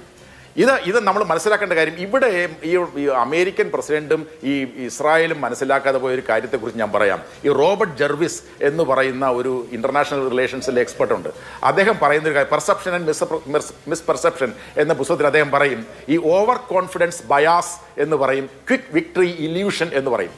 ഓവർ കോൺഫിഡൻസ് ബയാസ് എന്ന് പറഞ്ഞാൽ ഞങ്ങളുടെ കയ്യിൽ ആയുധമുണ്ട്, ഞങ്ങളുടെ കയ്യിൽ അത്യന്താധുനികമായ ആയുധമുണ്ട്, ഞങ്ങളുടെ കയ്യിൽ രാഷ്ട്രീയ ശക്തിയുണ്ട്, ഞങ്ങൾ ഭയങ്കര പവർഫുള്ളായി, ഇക്കണോമിക് പവർഫുള്ളായിട്ട് രാജ്യമാണ്, അപ്പം ഞങ്ങളുടെ അപ്പുറത്ത് നിൽക്കുന്ന ആളിനെ ഞങ്ങൾ വളരെ വലുതായിട്ട് കാണേണ്ട കാര്യമില്ല എന്നുള്ള ചിന്തയിലാണ് അവർ ഈ ഇറാനെതിരെ ആക്രമണം നടത്തിയത്. അതുകൊണ്ട് അവർ മറന്നുപോയൊരു കാര്യം, ഈ ടിറണി ഓഫ് ജോഗ്രഫി എന്ന് പറയുന്ന ഭൂമിശാസ്ത്രം, ഒരു രാജ്യത്തിനെതിരെ നിങ്ങൾ യുദ്ധത്തിനിറങ്ങുമ്പോൾ ആ രാഷ്ട്രം എവിടെ നിൽക്കുന്നു എന്നുള്ളത് മനസ്സിലാക്കാതെ പോയി. ജോഗ്രഫി ജോഗ്രഫിക്കലി റിസോഴ്സ് റിച്ച് ആയിട്ടുള്ള പ്രദേശമാണ്. അതായത് ഇറാൻ എന്ന് പറയുന്ന രാജ്യം എവിടെ സ്ഥിതി ചെയ്യുന്നു, അവിടെ എന്തെല്ലാം ഉണ്ട് എന്ന് കണക്കാക്കാതെ ഒരു ഈ ക്വിക്ക് വിക്ടറി ഇല്യൂഷൻ എന്ന് ഞാൻ നേരത്തെ പറഞ്ഞ, അതായത് പെട്ടെന്ന് യുദ്ധം നടത്തി ഞങ്ങൾ വിജയിക്കും എന്ന് പറയുന്ന ഒരു ഇല്യൂഷൻ, ഒരു മായയിൽ പെട്ടുപോയി ട്രംപിനെ അല്ലെങ്കിൽ അതിൽ വിശ്വസിപ്പിക്കാൻ വിജയിച്ചു നെതന്യാഹു എന്ന് പറയുന്ന ഭരണാധികാരി. കഴിഞ്ഞ 40 വർഷത്തോളമായിട്ട് ഇറാൻ അപകടമാണെന്ന് പറഞ്ഞുകൊണ്ടിരിക്കുകയും എല്ലാ അമേരിക്കൻ പ്രസിഡന്റുമാരെയും ഈ യുദ്ധത്തിലേക്ക് വലിച്ചഴക്കാൻ ശ്രമിച്ചുകൊണ്ടിരിക്കുകയും ചെയ്യുന്ന ആളായിരുന്നു നെതന്യാഹുവിന് പറ്റിയ ആൾ ഇപ്പോഴാണ് വന്നത്. ട്രംപ് വന്നു, ട്രംപിനെ കിട്ടി, ട്രംപ് യുദ്ധത്തിലേക്ക് ചാടി ഇറങ്ങി, ഇനി എങ്ങനെ പുറത്തു പോകും എന്നുള്ള ചിന്തയിലാണ് നിൽക്കുന്നത്. അപ്പൊ നമ്മൾ മനസ്സിലാക്കേണ്ട കാര്യം ഇവിടെ ഒരു അവസാനമായി ശ്രീ ഫസൽ ഗഫൂർ, ഇപ്പം ശ്രീ ജോസഫ് ആന്റണി പറഞ്ഞ് അവസാനിപ്പിച്ച ആ വാചകമുണ്ട്, ഒരു പെട്ടെന്ന് തീർക്കാൻ കഴിയുമെന്നൊരു പ്രതീക്ഷയായിരുന്നു, അങ്ങനെ ഒരു ഇല്യൂഷൻ ഉണ്ടാക്കി കൊടുത്തു ഡൊണാൾഡ് ട്രംപിന്. പക്ഷേ ഒരിക്കലും ഇറാൻ യുദ്ധം ആഗ്രഹിച്ചിരുന്നേ ഇല്ല. ഇറാൻ സമാധാന ചർച്ചകളുമായി ഒമാനുമായി സംസാരിച്ചു കൊണ്ടിരിക്കുകയാണ്. പക്ഷേ ഇന്നത്തെ പിന്നീട് അവിടെ നിന്ന് കാണുന്നത് ഇറാൻ തിരിച്ച് അടിക്കുകയാണ്, പ്രത്യാക്രമണം, പ്രതിരോധം, ഇനി കീഴടങ്ങാനില്ല എന്നുള്ള സന്ദേശമാണ്. അപ്പോൾ ഇനി എന്ത്? ഇനി എന്താ വേണ്ടതെന്ന് ഞാൻ പറയാം. കേരള ഗവൺമെൻറ്, ഈ നിങ്ങൾ പത്രക്കാരും മീഡിയയൊക്കെ ഈ ശശി അങ്ങോട്ട് വന്നു മനസ്സിലായില്ലേ, അല്ലെങ്കിൽ എന്താ പറയുക മറ്റേയാൾ അങ്ങോട്ടേക്ക് സുധാകരൻ ഇങ്ങോട്ട് വന്നു, ഇതൊക്കെ നിർത്തിയിട്ട് ഇവിടെ ഗവൺമെൻറ്, ഇപ്പോൾ ഒരു ഗവൺമെൻറ് ഉണ്ടല്ലോ, ഇൻ്ററിം ഗവൺമെൻറ് ആണല്ലോ, അത് ഒരു കമ്മിറ്റീനെ കമ്മീഷൻ എന്താണെന്ന് വെച്ചാൽ പേര് കൊടുത്തോട്ടെ മനസ്സിലല്ലോ, എമർജൻസി ഇത് ഉണ്ടാക്കിയിട്ട് സാമ്പത്തിക വിദഗ്ധർ, മറ്റേ നേരത്തെ പറഞ്ഞ മാതിരി വിദേശകാര്യ വിദഗ്ധർ, NRIs ഇവരൊക്കെ കൂടിയിട്ട് ഒരു കമ്മിറ്റി ഉണ്ടാക്കണം എന്നേ. അല്ല നമ്മൾ ഈ പറഞ്ഞ മാതിരി തന്നെ ഇങ്ങനെ പറഞ്ഞുകൊണ്ടിരുന്നിട്ട് കാര്യമില്ല. ഒരു കമ്മിറ്റി ഉണ്ടാക്കിക്കൊണ്ട് ഈ പ്രതിസന്ധി എങ്ങനെ നേരിടണം എന്നുള്ള ബാങ്കിങ് വിദഗ്ധർ ഇവരായിട്ടൊക്കെ കൂടിക്കായ ഒരു ഇതുണ്ടാക്കിയിട്ട് അതിൻ്റെ ഒരു അനക്കവും നമ്മൾ കാണുന്നില്ല. എല്ലാവരും ഞാൻ നേരത്തെ പറഞ്ഞല്ലോ, ശൈലജ ടീച്ചർ ജയിക്കോ ഇല്ലയോ മനസ്സിലായില്ലേ, അത് അല്ലെങ്കിൽ സണ്ണി ജോസഫ് ജയിക്കോ, അത് ആരോ ജയിച്ചോട്ടെ, അതൊന്നും ഇവിടെ പ്രശ്നമല്ലാന്നേ, അത് ജയിക്കേണ്ടവർ വോട്ട് ചെയ്യുമ്പോൾ ജയിച്ചോളും. അപ്പോൾ ഇതൊക്കെ ഒഴിവാക്കിയിട്ട് ഈ സീരിയസ് ആയിട്ടുള്ള പ്രതിസന്ധിയിലോട്ട്, പ്രത്യേകിച്ച് നമ്മുടെ CM ആയിട്ടുള്ള ശ്രീ പിണറായി വിജയൻ സീരിയസ് ആയിട്ടുള്ള ഈ പ്രതിസന്ധിയിൽ ഉടനെ തന്നെ ഇടപെടണം. അല്ലെങ്കിൽ നേരത്തെ ശ്രീ ശ്രീനിവാസൻ പറഞ്ഞ മാതിരി തന്നെ, അല്ലെങ്കിൽ നമ്മുടെ സുഹൃത്ത് ദുബായ് എന്ന് പറഞ്ഞ മാതിരി തന്നെ വലിയൊരു പ്രതിസന്ധിയാണ് നമ്മൾ നേരിട്ടുകൊണ്ടിരിക്കുന്നത് എന്നുള്ള കാര്യം അവർ മനസ്സിലാക്കുക, അതാണ് ചെയ്യേണ്ടത്. ശരി, വളരെയധികം നന്ദി. സൂപ്പർ പ്രൈം ടൈം ഇവിടെ അവസാനിക്കുകയാണ്. ചർച്ചയിൽ പങ്കെടുത്ത എല്ലാ പാനലിസ്റ്റുകൾക്കും വളരെയധികം നന്ദി.